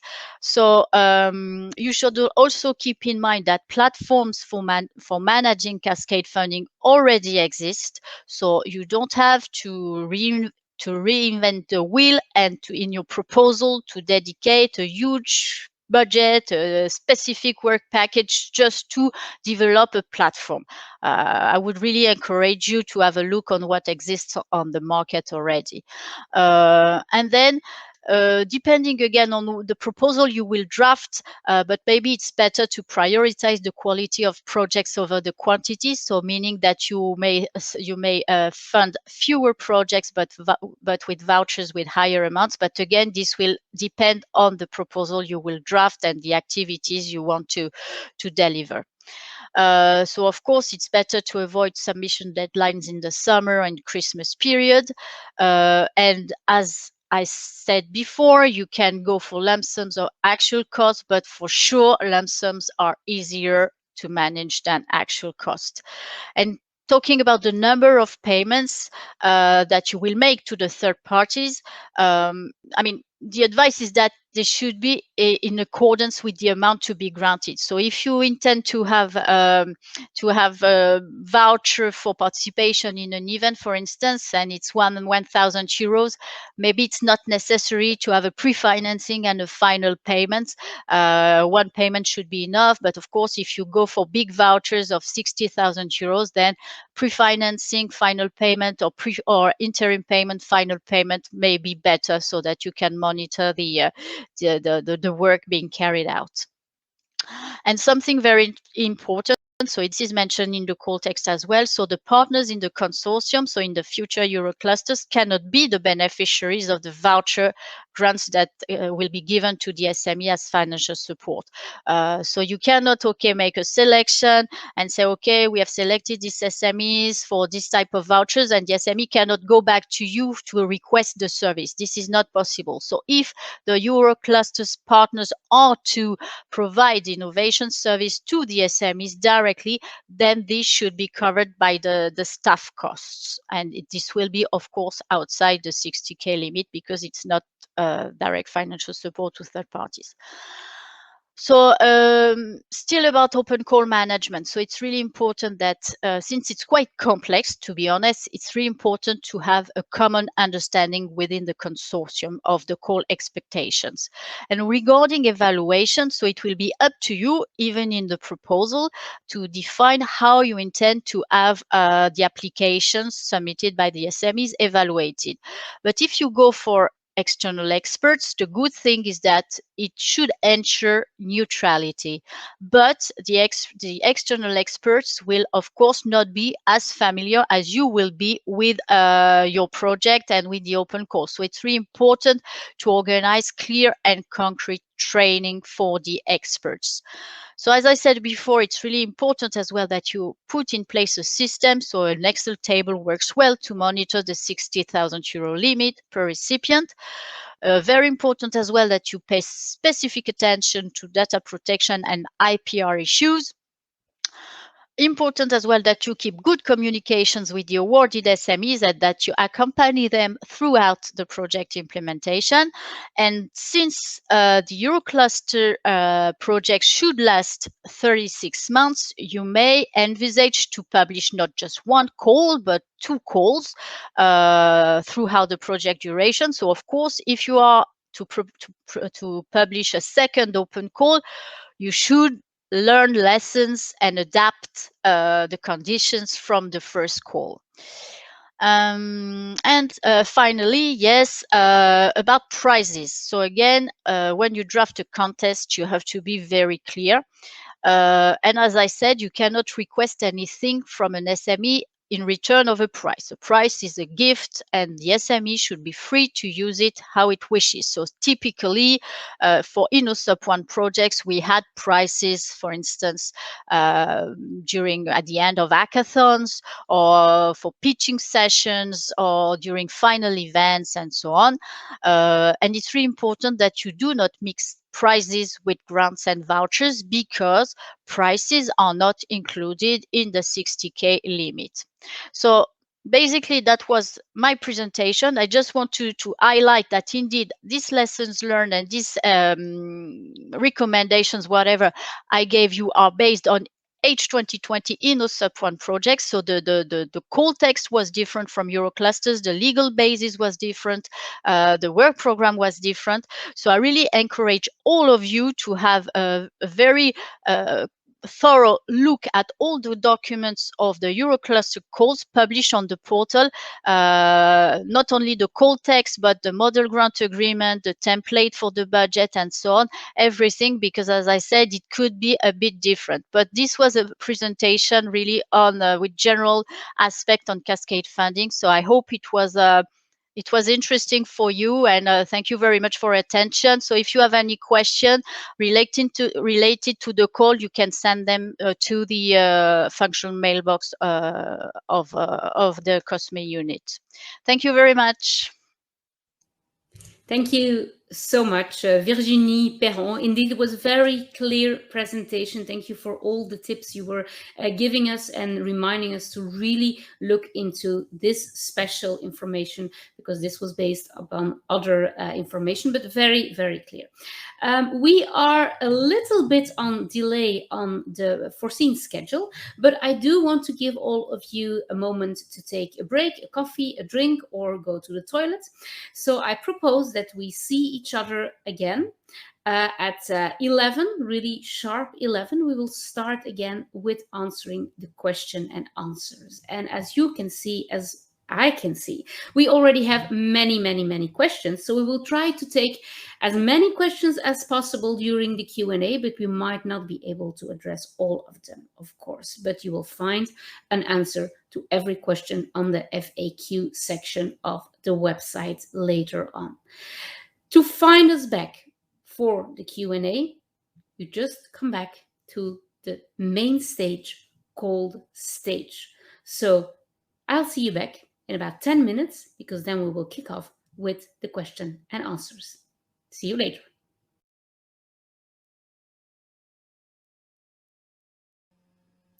Welcome back to all of you, and thank you for submitting so many questions and also voting on so many other questions.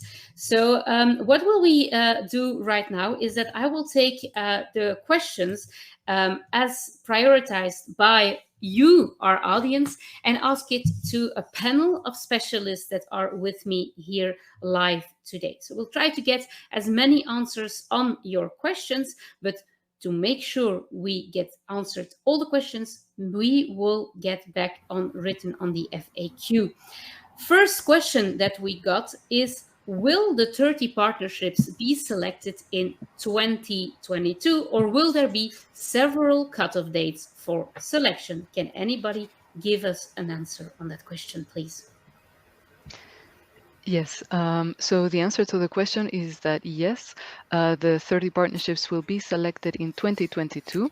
This is a matter, this is a call with one-step submission and one-step evaluation. So between December and March 2022, we'll be evaluating the proposals, and then we inform about the results from April 2022 onwards, which means that we'll be signing the grant agreements by earliest July 2022. Okay, thank you for a clear and short answer. Another question. When listening to the presentations of the 5 objectives, it seems that all activities you were mentioning are mandatory. Could you specify whether you expect all these activities to be supported within the projects?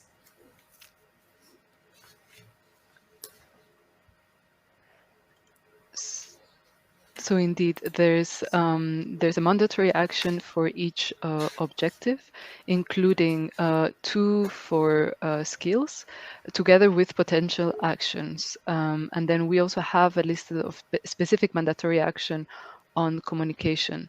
In total, there will be 5 specific objectives to be covered with focus on at least one leading objective. There will be 7 mandatory actions, 8 mandatory deliverables, and a total of 12 mandatory indicators. Okay, thank you, Marta. Another question. If cluster organizations should team up with other entities, does that mean that other entities should be consortium partners, or can the collaboration with them be one of the actions carried out by the consortium? So to be a partner, forming part of the consortium, the entity needs to be or represent a cluster organization. So for this, I ask you to see the definition in the call in section 6 on eligibility. So it needs to be represent a cluster organization, SMP, Single Market Program Cluster Network, or other types of organizations supporting green and digital transitions and build EU resilience. Of course, collaboration with other entities outside of the consortium, it would work, but this entity, if it's not part of the consortium, it means that it will not be signing the grant agreement, and therefore it will not become beneficiary themselves. Okay, maybe a follow-up question on this one. What is your view on consortia formed only by cluster associations? Does the EC consider positive a mix of clusters with other entities, such as technology centers or digital innovation hubs, or is it okay if they just support the project as subcontractors?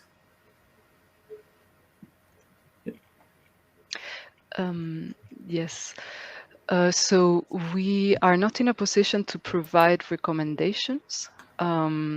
It is up to the applicant to choose the most appropriate partner in order to implement the intended action and to explain it very well and justify the rationale behind the choices that were made.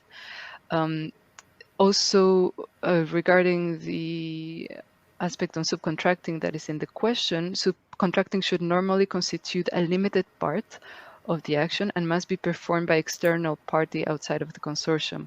So as I mentioned earlier in my presentation, core activities cannot be subcontracted, and also take into account the subcontracting that goes beyond 30% of the eligible cost must also be justified in the application form in section 4.4. Okay. I see a question which was answered, I think, already, but maybe to remind people, do a project proposal have to cover only one or several of the objectives explained, like network, innovative, adaptive, etc.? Yes, indeed. So as it was mentioned earlier, the project needs to cover all 5 objectives with focus on at least one leading objective. Okay, thank you. Another question. Is 1.4 million the maximum project budget of the maximum grant budget if the reimbursement rate is 90% for the clusters?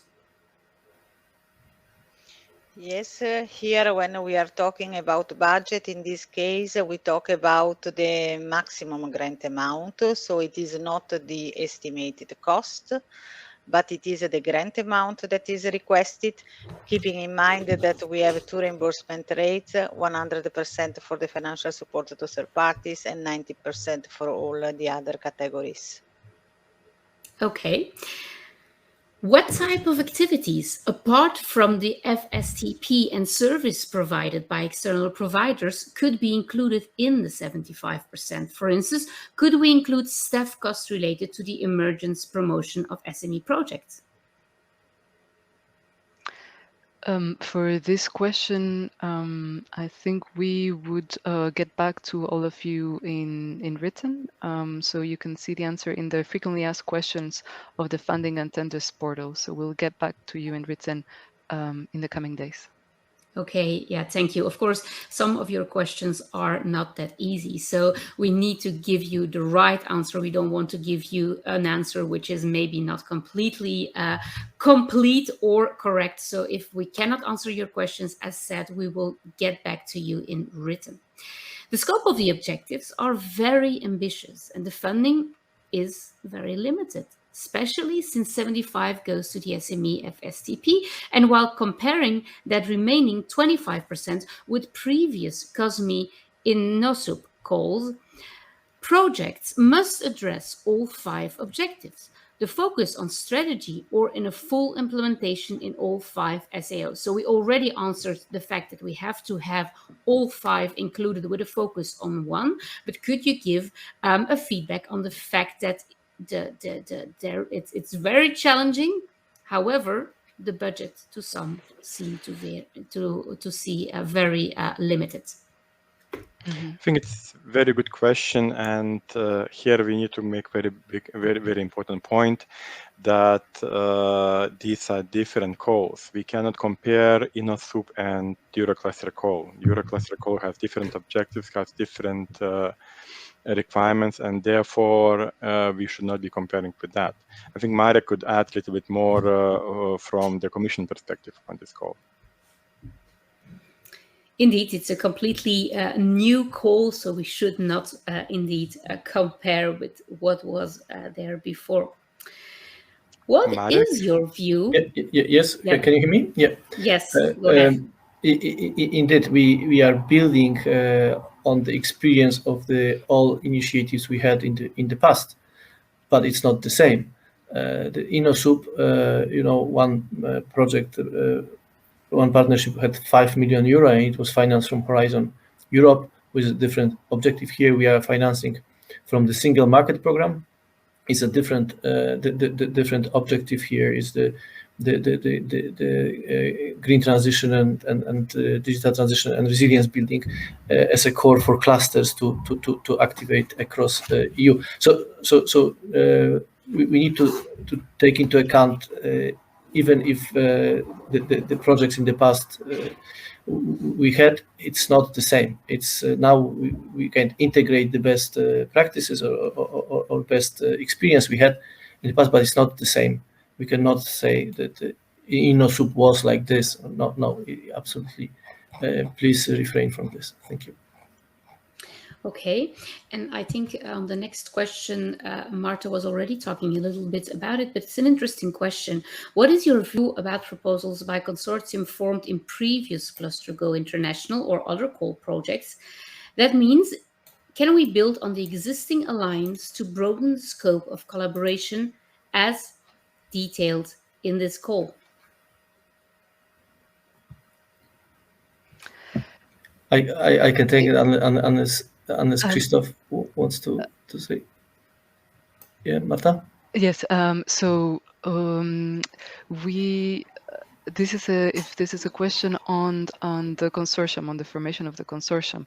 So we're not in a position to provide a recommendation, since it's up to the applicants to choose the most appropriate partners in order to implement the actions that they intend, and to, of course, explain this well in the proposal and justify the rationale behind all these choices that you made. Remember, as it was mentioned by my colleague Ramonas earlier, each call of proposals is a separate and independent selection process. This is a new call under a new program, new conditions, a new legal framework. So it has its own defined conditions and criteria. Keep in mind that proposals are evaluated only on the basis of the conditions and the criteria that are indicated specific to the call text. And so having received another EU grant is not among the award criteria of this call, and therefore it doesn't bring any advantages during the award evaluation. However, please note also in sections of the application form, for example, section 3.3 on impact, that you can elaborate on the synergies or complementarities with other EU-funded activities that can build on project results.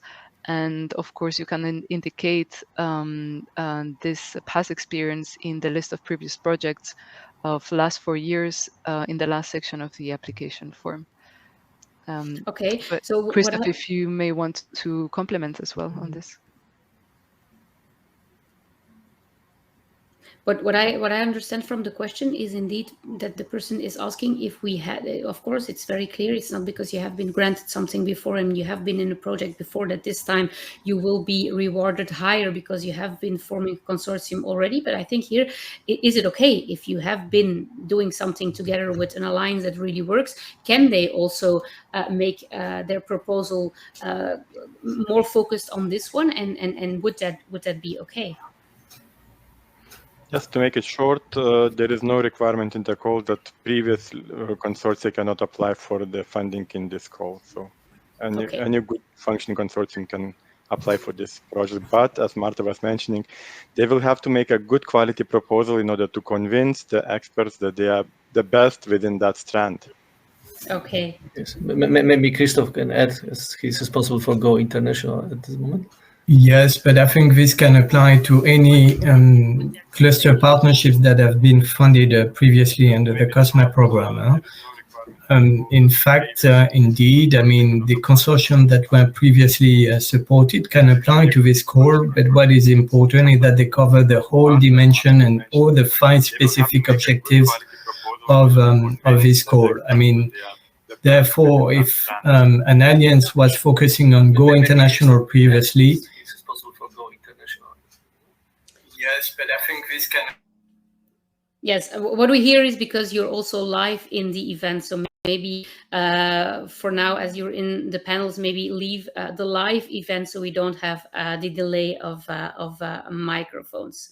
So, Christophe, yes, please continue. Sorry.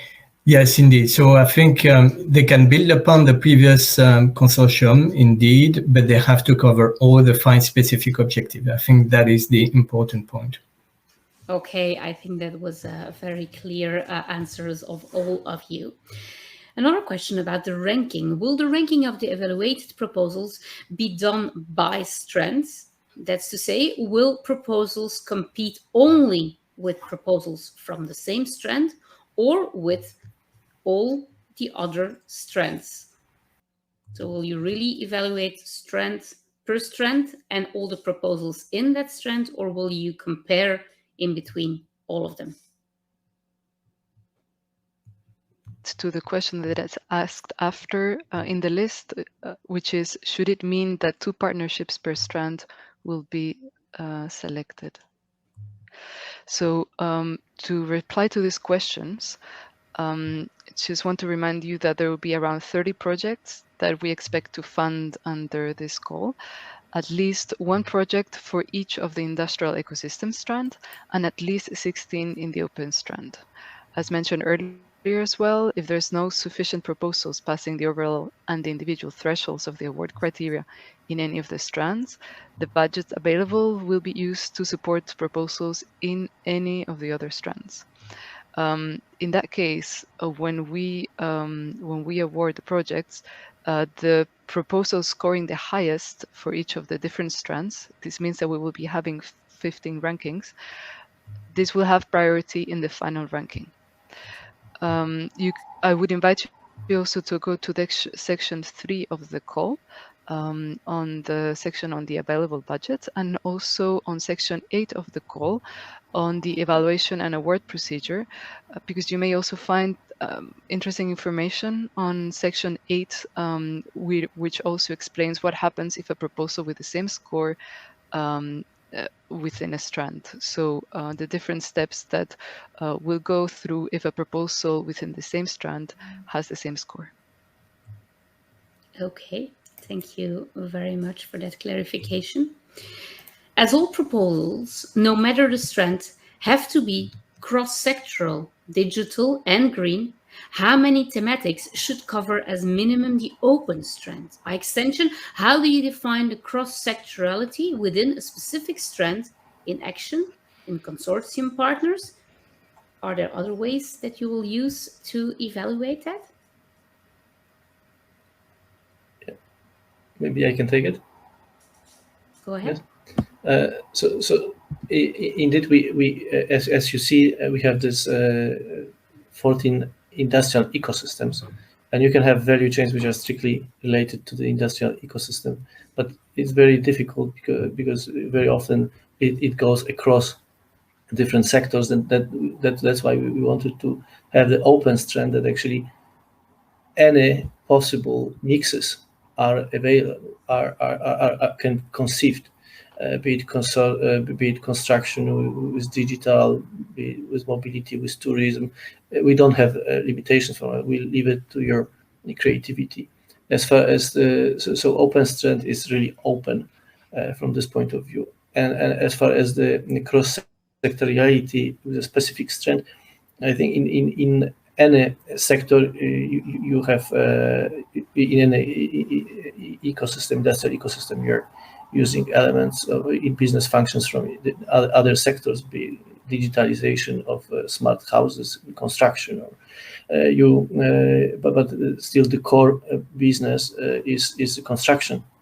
So in this sense, we mean cross-sectoriality, so that you're using other disciplines, other sectors for the purpose of your industrial ecosystem, rather than creating, emerging the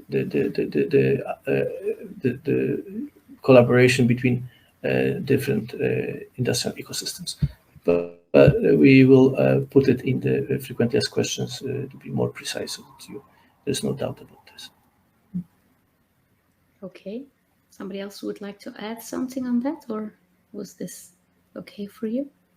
I think it was very clear and will be clarified in the FAQ section. Another question about a possible second call. Will there be a second call? Do you already know whether there will be one? And if so, in which year would that likely be?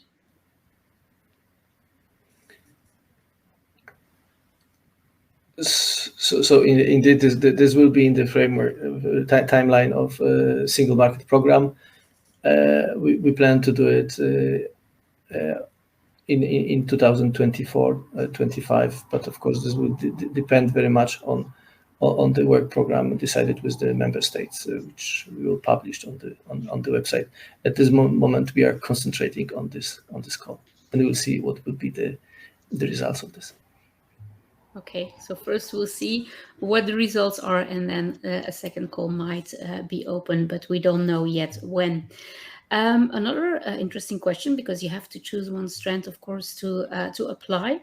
Since digital transformation is supposed to be part of any Eurocluster proposal, shall a proposal aiming at digitalization specific and multiple sectors be a part of the digital strand, or should you apply on the open strand or in another specific strand?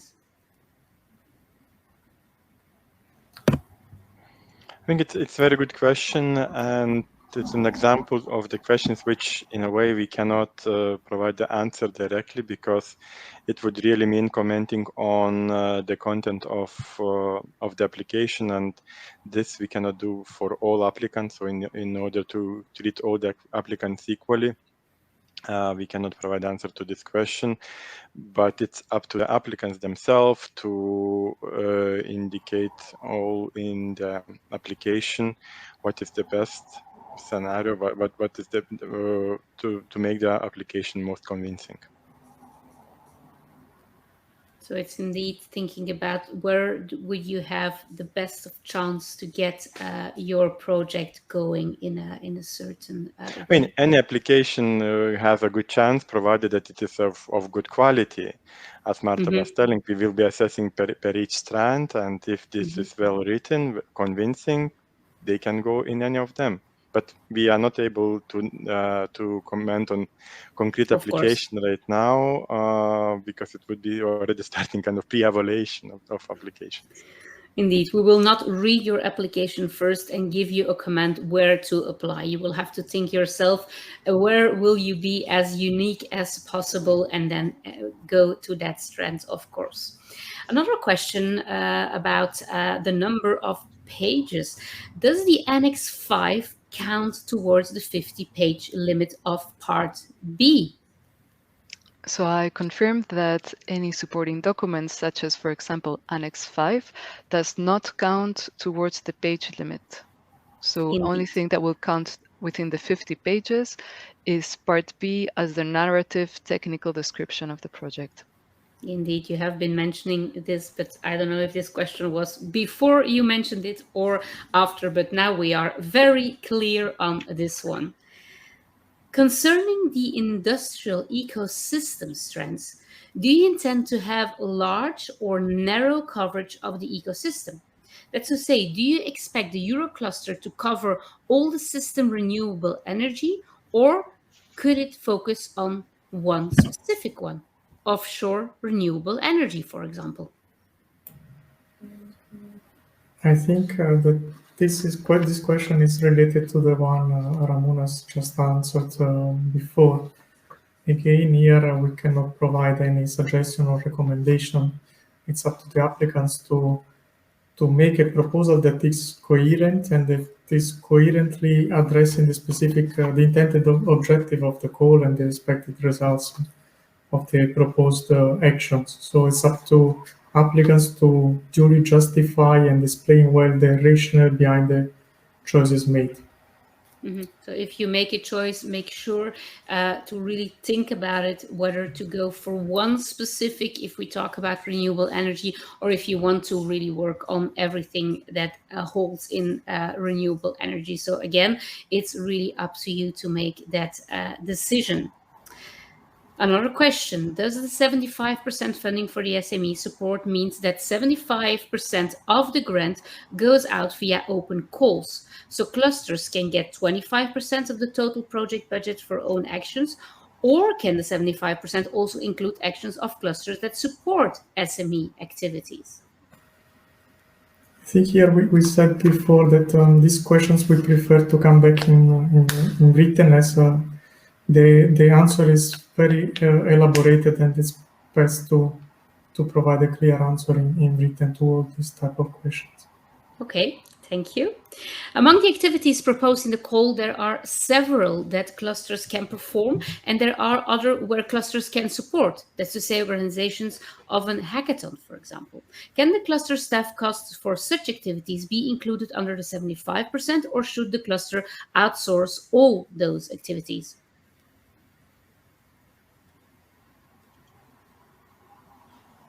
That's another case where we prefer to analyze the question and then we will come back in the FAQ. So. Yes, okay, that's what I already thought. So the UK is not mentioned in the eligibility section of the call. Does this mean the UK cannot be a consortium partner? Maybe I can. Go ahead, Marta. At this moment, the applicants from the UK are not eligible to apply. because the UK is not indicated in the list of participating countries in the Single Market Programme. However, the applicants established in the UK as well in other non-EU countries might become eligible, but this is provided that negotiations for SMP association agreements between the EU and that of non-EU country are ongoing at the deadline of this call by the 30th of November. The SMP association agreement enters into force before the grant signature, and provided that all the other eligibility conditions in section 6 of this call are also fulfilled. Okay. A question on the open calls. Are there any recommendations or obligations regarding how the eligible criteria for open calls should be shaped? For example, can the open call access be limited to SMEs coming from countries where the project consortium partner are located? Or do all calls have to open to all EU SMEs? Maybe I can take this one. It's up to applicants to propose again how they intend to support SMEs. However, there are certain conditions and limitations in the call text. I invite you to read carefully sections 2.5 and section 6 of the call text. For example, there is an indication of in section 6, if you have a look at page 30, there are some conditions for the cascading calls and also the conditions about the supported SMEs composition. Let's put it this way. So, for example, at least 10% of support or supported SMEs will come from EU regions different from the countries of individual EUROClusters partners. Then there is specific attention needs to be paid to EU 13 countries and to those regions with which the EUROCluster partners had no previous cooperation. So there are obviously limitations and conditions to be respected within these two sections. I don't have the time to read the whole conditions, but have a look and we will also come back in written. Okay. Another question about the budget. All 5 mandatory actions are very time demanding, as just said, for organizing open calls. This is, thinks the person, really contradictory with a very limited budget for the consortium, with some other numbers that I will not read out loud, but can you maybe again give your opinion about it, although we already got this one? I think here the former INASUP applicant is posing the question because indeed, as Marek was mentioning, the conditions were different in INASUP projects and the budgets were different. Here we are going with also more, let's say, streamlining with being able to really focus on more on the SMEs on recovery of Europe. Marek, if you want to add something to this slide. Yes, it's there is never enough money. Yeah? So I think and as we encourage, the more creative you can be in showing what kind of leverage from the funding which exists, from the public funding for this call, you can gather, attracting other investors, be it private or different public, be it EU or national, it can be very welcome in this call. We realize this budget is lower than for INASUP, but the objective is different. And as I said, I think it would require a bit of effort as well to not only counting on on the budget, because I mean you cannot implement innovation with the 60,000 in SME, but you can launch the process which will lead to implementation of innovation. So I think this requires a bit of financial creativity from your side as well, and this is what we count on. Okay, very clear answer. And I know it was already said, it is something different. So please look at it as something different. Another question I think we already addressed in the presentations, but maybe to clarify, can clusters participate to more than one proposal, maybe addressing different topics? Yes, this was actually addressed earlier, if I'm not mistaken. So in section 6 of the call, this is on the eligibility, and you can also see it on the very last section of the call. It is indicated that individual partners of the EUROClusters of the consortium, they cannot apply in different strands. However, individual partners cannot participate in several proposals under the same strand. So each project application under the call must address only one of the 15 strands. Thank you very much for the clarification. I think already something that we already said a little bit, but I'll ask the group to maybe be more clear. Does each partner of the consortium has to deploy mandatory actions to reach the 5 objectives, or can they be achieved by an allocation of the mandatory actions among the partners? It's a very good question indeed, and I think here the answer is very simple. We ask partnerships to submit their proposals, and then that's why they are gathering partners, different organizations together, that together the partnerships would implement those projects. So therefore, it's up to the partnership to define who is doing what, to select appropriate partners for those tasks, and we don't require that each of the partners would do every of the 5 mandatory objectives. Okay. Another more practical question. We've been mentioning that, of course, everything is recorded and will be shared with all the participants, but somebody's asking whether the presentation files could also be shared with them. And if so, where can we download them? Yes, the recording materials and then other material related to this event today, we will upload it in the EISMEA webpage. And of course, if there's any updates, we will also provide it in the funding and tenders portal section related to this call. Okay. Thank you. The next question is something that we already said. Must the consortium be consistent, cross-sectoral? How important is it to be focused on a specific sector or thematic? I think this is something that we already said. But may I add to this? Yes, because, of course. We want to focus on finding solutions. So we want that the people find. So we don't want to create the artificial administrative burdens, and so don't preempt that. You need to limit yourself, because if you have fantastic solution in IT in your ecosystem, then you don't put it because this doesn't fit. It's nonsense, not in innovation spirit and not in solution. So solution-driven problem solving approach, please. Mm-hmm.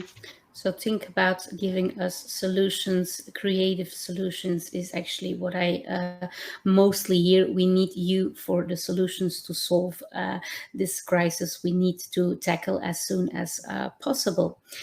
Must a company be part of a cluster in order to benefit from this grant, or can it present its proposal directly regarding one of the strands? If I understand well, the question is asking if they can submit, if they're asking to submit individually as an individual company or individual applicant, please be reminded that proposals must be submitted by a consortium in this call. This is what we refer as a EUROCluster. And for that, make sure that you also comply with the eligibility conditions as an individual applicant and as and also the eligibility conditions for the composition of the consortium as well. Okay, I see a question that I think is probably also being answered by written, because it seems maybe not so easy to make FSCP very clear. When a bootcamp or training coaching is organized and provided by EUROCLUSTERS partners, so the cost of it counted as financial support to SMEs attending that event, and these SMEs should be invited via open calls. I don't know if you can already answer this question, or if it would be something that also need a thorough reading and written answer.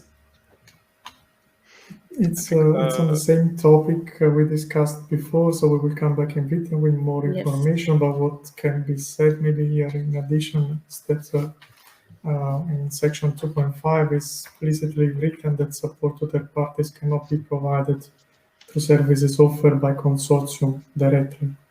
So if I understand well the question, so services can be provided by consortium partners, but those will not count as support to third parties in this 75% minimum requirement. Mm-hmm. Okay, I think we already answered this question. Shall all objectives be covered in one proposal? So I'll go to the next one. Do business support organizations need to register on the ECCP? I think it's also something that you mentioned, but maybe clarify. Mm-hmm. I would also take it together with the next question. Mm-hmm. Oh, sorry, it actually jumped out. The registration in ECC mandatory for every participant in the consortium, because indeed it's more or less the same question. Yes, so I'm taking them together. So just to clarify, within the consortium, at least half of the partners, they need to be cluster organizations or cluster networks. And then these cluster organizations or cluster networks, these are the ones that need to be registered or having submitted a registration in the ECCP. Please make sure that this registration or submission for registration needs to be done by the submission deadline. And of course, also follow the additional information on section 6 of eligibility, where it indicates how to provide proof of this registration or submission of registration through the Annex 5. Okay, thank you. Given the fact that 75% should be directed to finance SMEs and the maximum pre-financing is 50%, is it envisioned that further interim payments, of which amount and when, and it would be a cash flow difficulty in case clusters need to advance the FSTP budget? More financial question. I don't know if we can answer this one. Yes, we have. Since it is 3 years projects, if I'm not mistaken, so the cash flow is 50% pre-financing.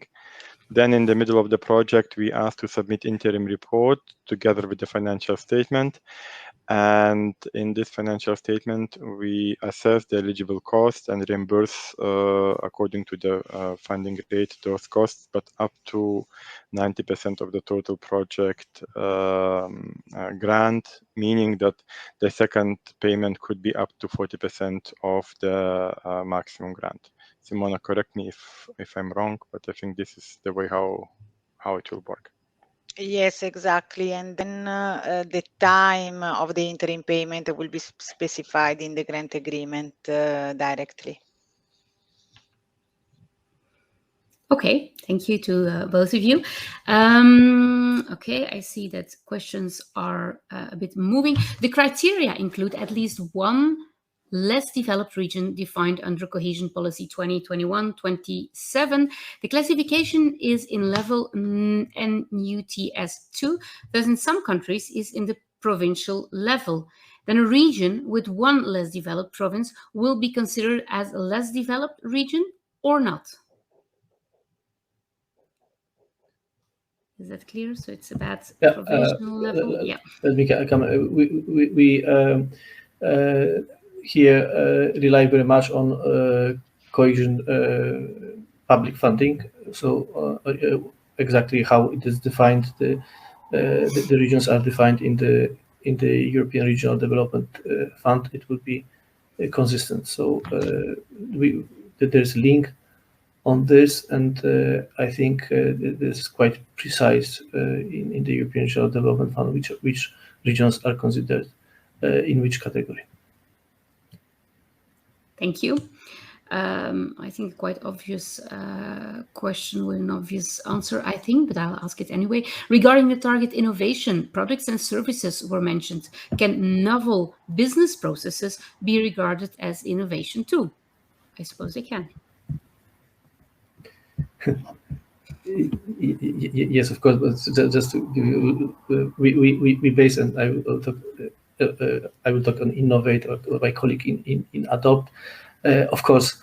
But it's about how. It's about the process. Usually, you have the innovation must be linked to with the product. But we base on Oslo Manual 2018 version, and you have the chapter 3, which I would encourage you to look at, where there are definitions of what is meant by business innovation process, so that it's clear. Our reference for our call is the Oslo Manual of 2018. Okay, thank you. What is the link of EUROCLUSTERs with the existing S3 platforms and the investment projects created under this initiative?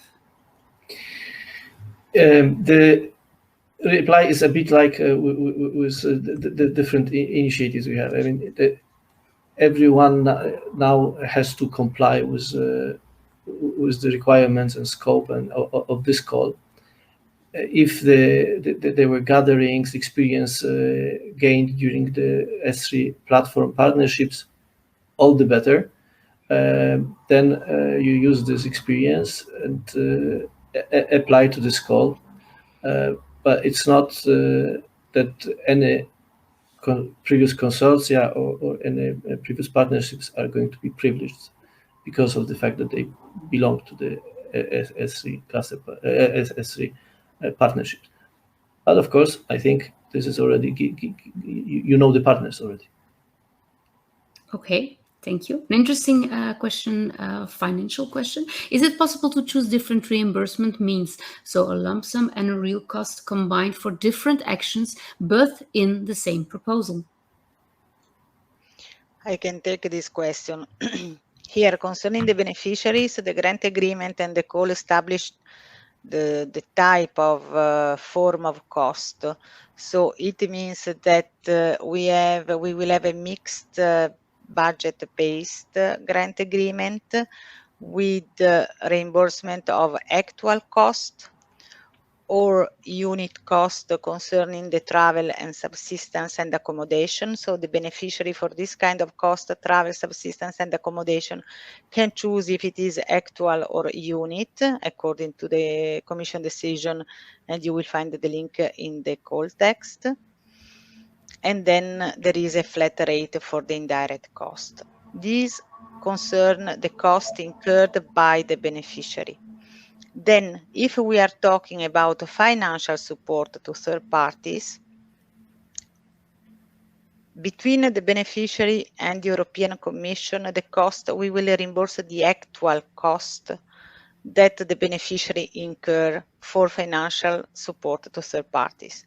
Having that said, the cascading grant, so the financial support that the beneficiary will pay or will give to the SMEs can take the form of a lump sum or actual costs or vouchers. So we have these two different levels for the form of cost. Okay, thank you. Thank you very much for the clear answer. A more practical one. The empty template is already 17 pages long.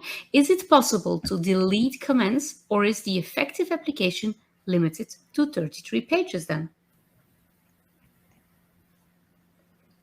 So before we start writing, we already have 17 pages. So we cannot write 50 pages because we can only write 33. That is actually the question. Yes, I think it is written in the instructions that the comments in the application form can be deleted without any problems.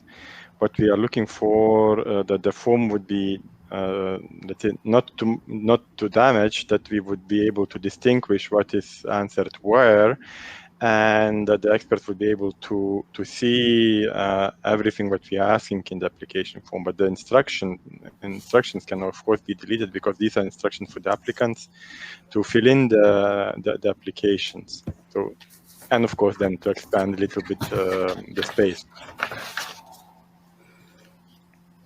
Okay, so very well, you already downloaded it and you saw all this, but you can indeed take certain It's actually very, very good because, as we say, it shows that the potential They're applicants ready. look to the whole package and starting to work seriously. It's very reassuring that we will get a good quality proposal if we are getting such questions.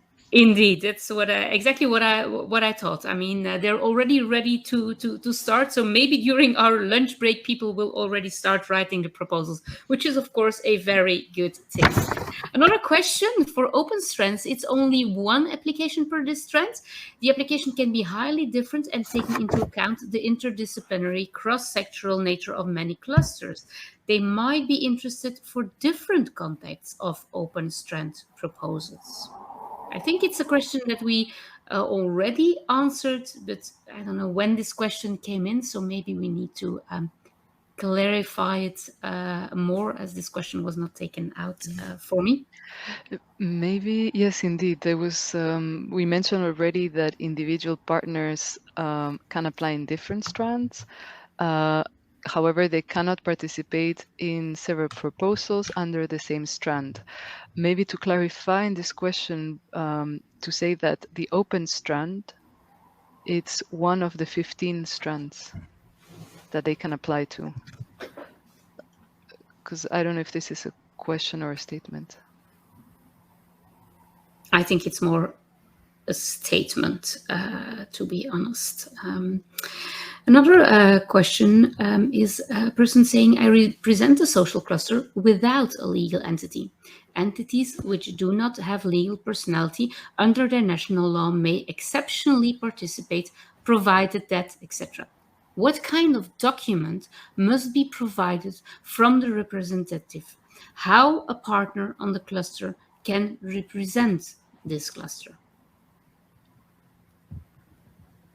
Can they find somewhere whether they can indeed write a proposal, and what is the exact documents that people need to provide to show that they are indeed maybe I can give an example of the current cases which we had in other projects. That exactly, indeed, clusters could be those type of organizations that do not necessarily have a legal entity registered in specific country or specific place, and there they always have some kind of management organism which kind of manages the whole cluster, be it the board of directors or be it someone else who is taking the most important decisions of that cluster. So if that management body will decide that, okay, we ask one of our members to represent the cluster in this project, then it will be okay. We will take that legal entity, and this legal entity will have to fulfill all the requirements of the legal entities. But to be clear, that the same cluster cannot use several different legal entities then for this call. Meaning that if we have a cluster who decides, okay, my member A is now representing the cluster and applying for strand 2, it cannot happen that member B of the same cluster is again applying to the strand 2 because these are the two separate legal entities. What we are looking for that one cluster in one strand, but they can be represented by the legal entity if they themselves they are not legal entities, and this is up to their internal management let's say structure to decide how they will do. In some cases, what we had a letter from the board which is delegating the representation in the project to the specific organization member of the cluster. Okay, thank you. Very clear answer. I think a question that we already answer, or at least if I'm not mistaken, but maybe we have to say it again. If a partner has received a COSME grant from Horizon 2020, will it still be an eligible partner for EUROClusters?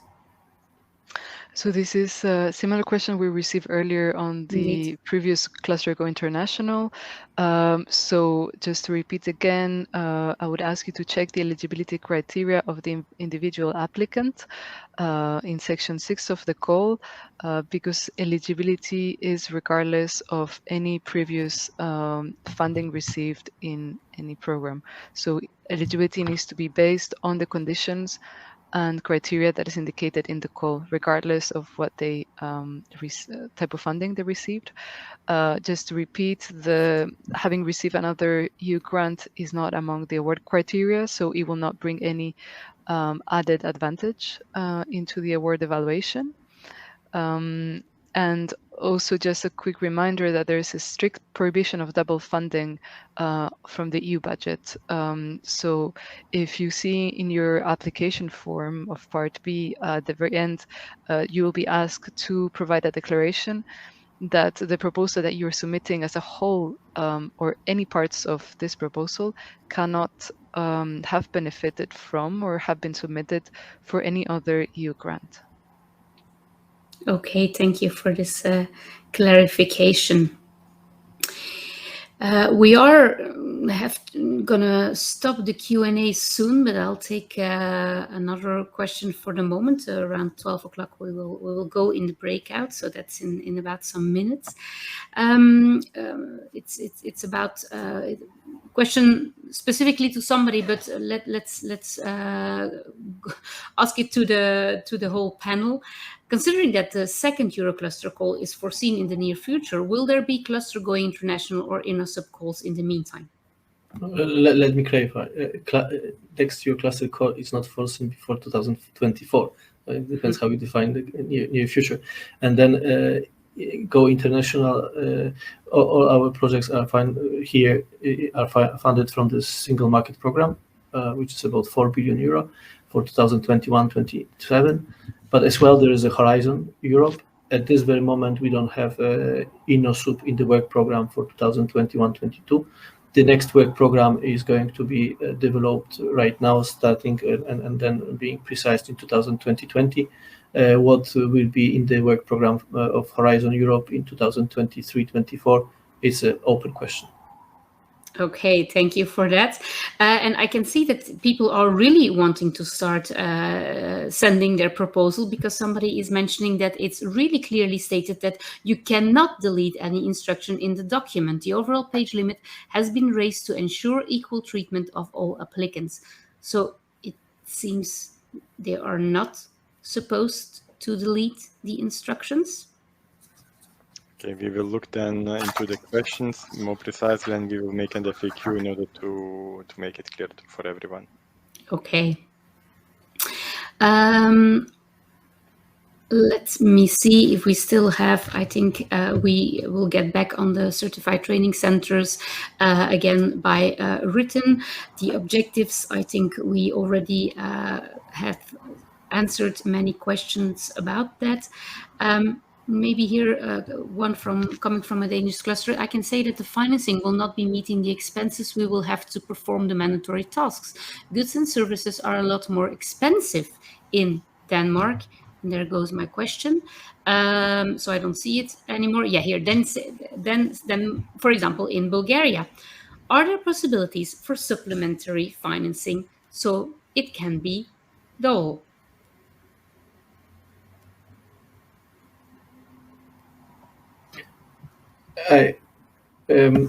without getting into details, because it's about single market and why in Bulgaria are lower than unemployment. So I don't want to get into that. I don't think this is possible. Okay. Well, Not from the call, at least. Yeah. Okay. I think we will have to keep our timing in mind, and we still have many questions coming in, many questions getting voted. So I think you will not be finished answering all these questions very soon. But I want to thank all of you for giving so many clear answers to all those questions. But I think we have to go now to our breakout rooms. So thank you very much to the panelists that have been here to reply to all these questions. Some were more difficult than others, but all of them will be also getting an answer by written on the FAQ page. But now we will go into that breakout sessions. As said, we will have 5 different breakout rooms. And to find them, you will have to go on the left of your screen. So you're now on the stage. You will go to the sessions part, and there you will be able to choose one of the 5 possible breakout sessions. And in case you cannot really choose, well, take the one that seems best for now, maybe the one where you want to ask questions, because you will be able to also in the chat ask questions. And we will try to address all those questions. And in case we can not do so, also get them on the FAQ page. But also do not forget that we are recording everything. So you will be able, in any case, to listen to all those breakout sessions. And also let me mention that in case you select one session, and after, let's say, 10 minutes, you find out you would like to leave the room and take a look at another one, you are free to do so. So you can enter a session and you can leave the session whenever you would like to. You can just click out and come back in. And the sessions will all last 40 minutes. And after that, before we go to lunch, I'm going to ask you to come back to our main stage. So you click back to stage, but the people in the breakout rooms, they will also tell you. So come back to the main stage. So you click to stage, you will find me back there, because we do have other speakers before the lunch and before the networking part. So pick the one that suits you best, and I'll meet you back in about 40 minutes.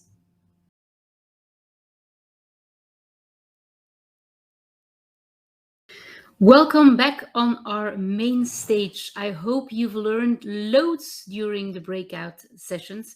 I was passing by and I could see it was really interesting. So I'm convinced that you have been learning new stuff. And as said, we have been recording everything. So you will receive a recording so you can listen to all the other breakout sessions. But it's now time to give the floor for some wrap-up conclusions, not meaning that this is the end of our day, because we want you to come back for the most interesting part after our lunch break. But now I'd like to give the floor to Marek Przeor, who is Team Leader Cluster Policy, Unit D2, Industrial Forum, Alliances and Clusters at DG GROW. Welcome back, Marek, and please, I'll leave you the floor. Thank you very much. All potential applicants and potential beneficiaries. It's now time to conclude this information day on the call for proposals for EUROCLUSTERS at this morning session. So you had a chance to hear about the policy background of the call on clusters, which basically is the new industrial strategy and update of this year. You heard about the scope, objectives, deliverables, and indicators of this call. I hope you got acquainted with the selection process and criteria. You know the precise timetable that we want you to submit by the 30th of November, and the available budget of around 1.4 million euro per EUROCLUSTER. You've learned about cascade funding, which for some of you will be novelty.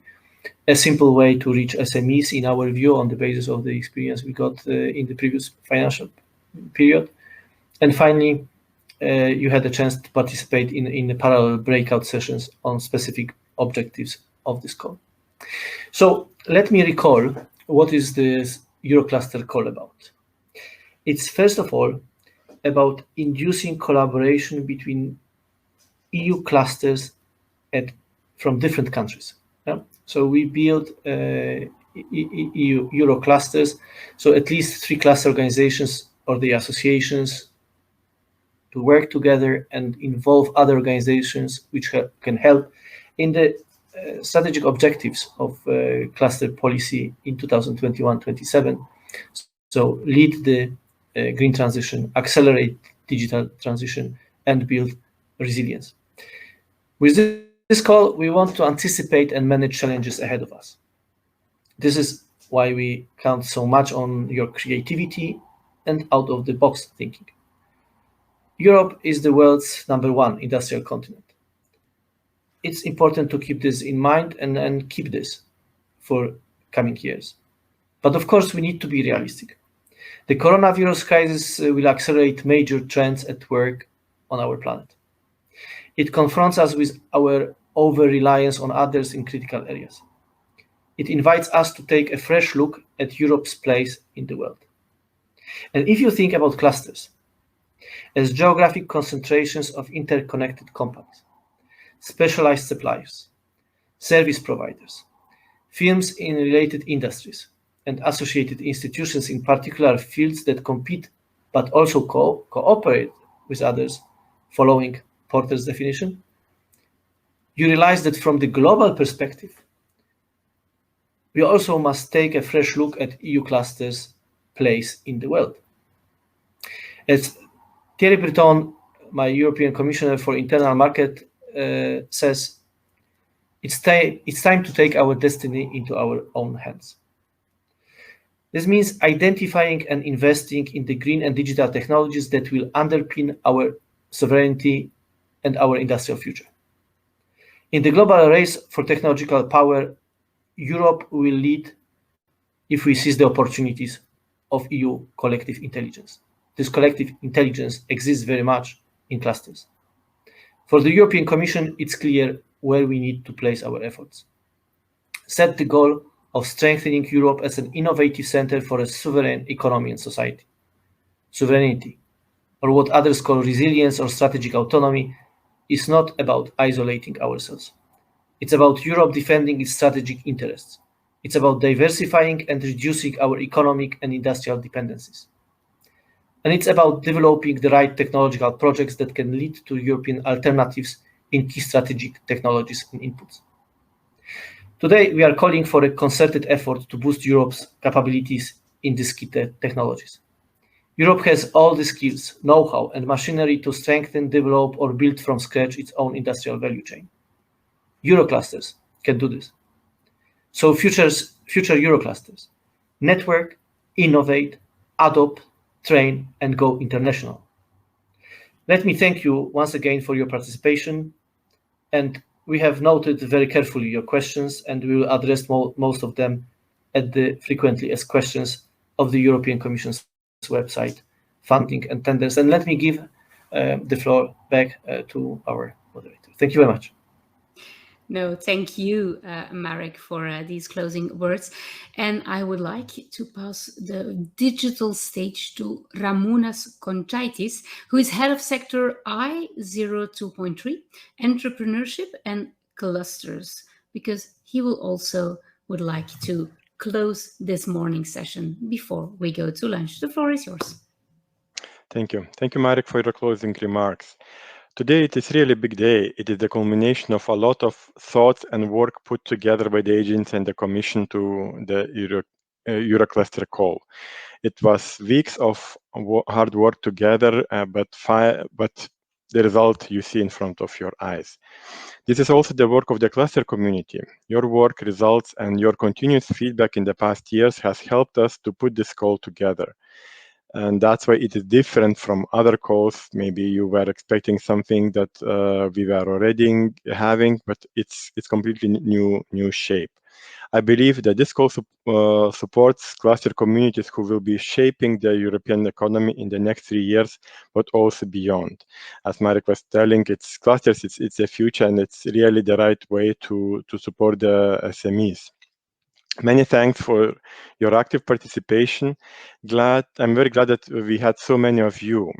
We have received more than 320 registrations to this event, and I hope that most of you have attended it as well. Big amount of questions that we have received showed the interest of those who are thinking in putting forward a proposal and your willingness on getting it right. And I was really very glad to notice during the question and answer session that you are following up and that you are really asking very right questions to make your proposals of very high quality. It makes me excited of what is coming, the proposals that we will receive and the Eurocluster that we will put in place together with you. As mentioned earlier, we will take questions that were not answered and put them in writing in the FAQs page on the Funding and Tenders portal in the coming days. You might also wish to go to that page and check the frequently asked questions that I already posted, because we received some interesting and very valuable questions before, and we posted answers to them on the FAQ page. At the same time, I would like to express big thank you to the colleagues in the DG GROW and EISMEA. And a particular thanks to the cluster team in EISMEA who worked very hard and made it all possible. Thanks a lot for all the technical support that we have received for organizing this event. Unfortunately, the physical event was not possible in the current circumstances, but I hope that you were able to benefit the most from this virtual event, and this will contribute to your networking possibilities and developing of new proposals. Do not forget that today's event will be available soon on EISMEA's website. Please refer to it and share the link within your networks. I trust that you found today's presentations interesting, but most important, useful to help you to compile good quality proposals. I mentioned several times good quality on purpose, because what we are looking for the best applications in order to give them funding. And this is our main aim why we are organizing this event, for you to be able to submit the best proposals. I don't want to say as good as possible, but I'm looking for the best proposals that you can make.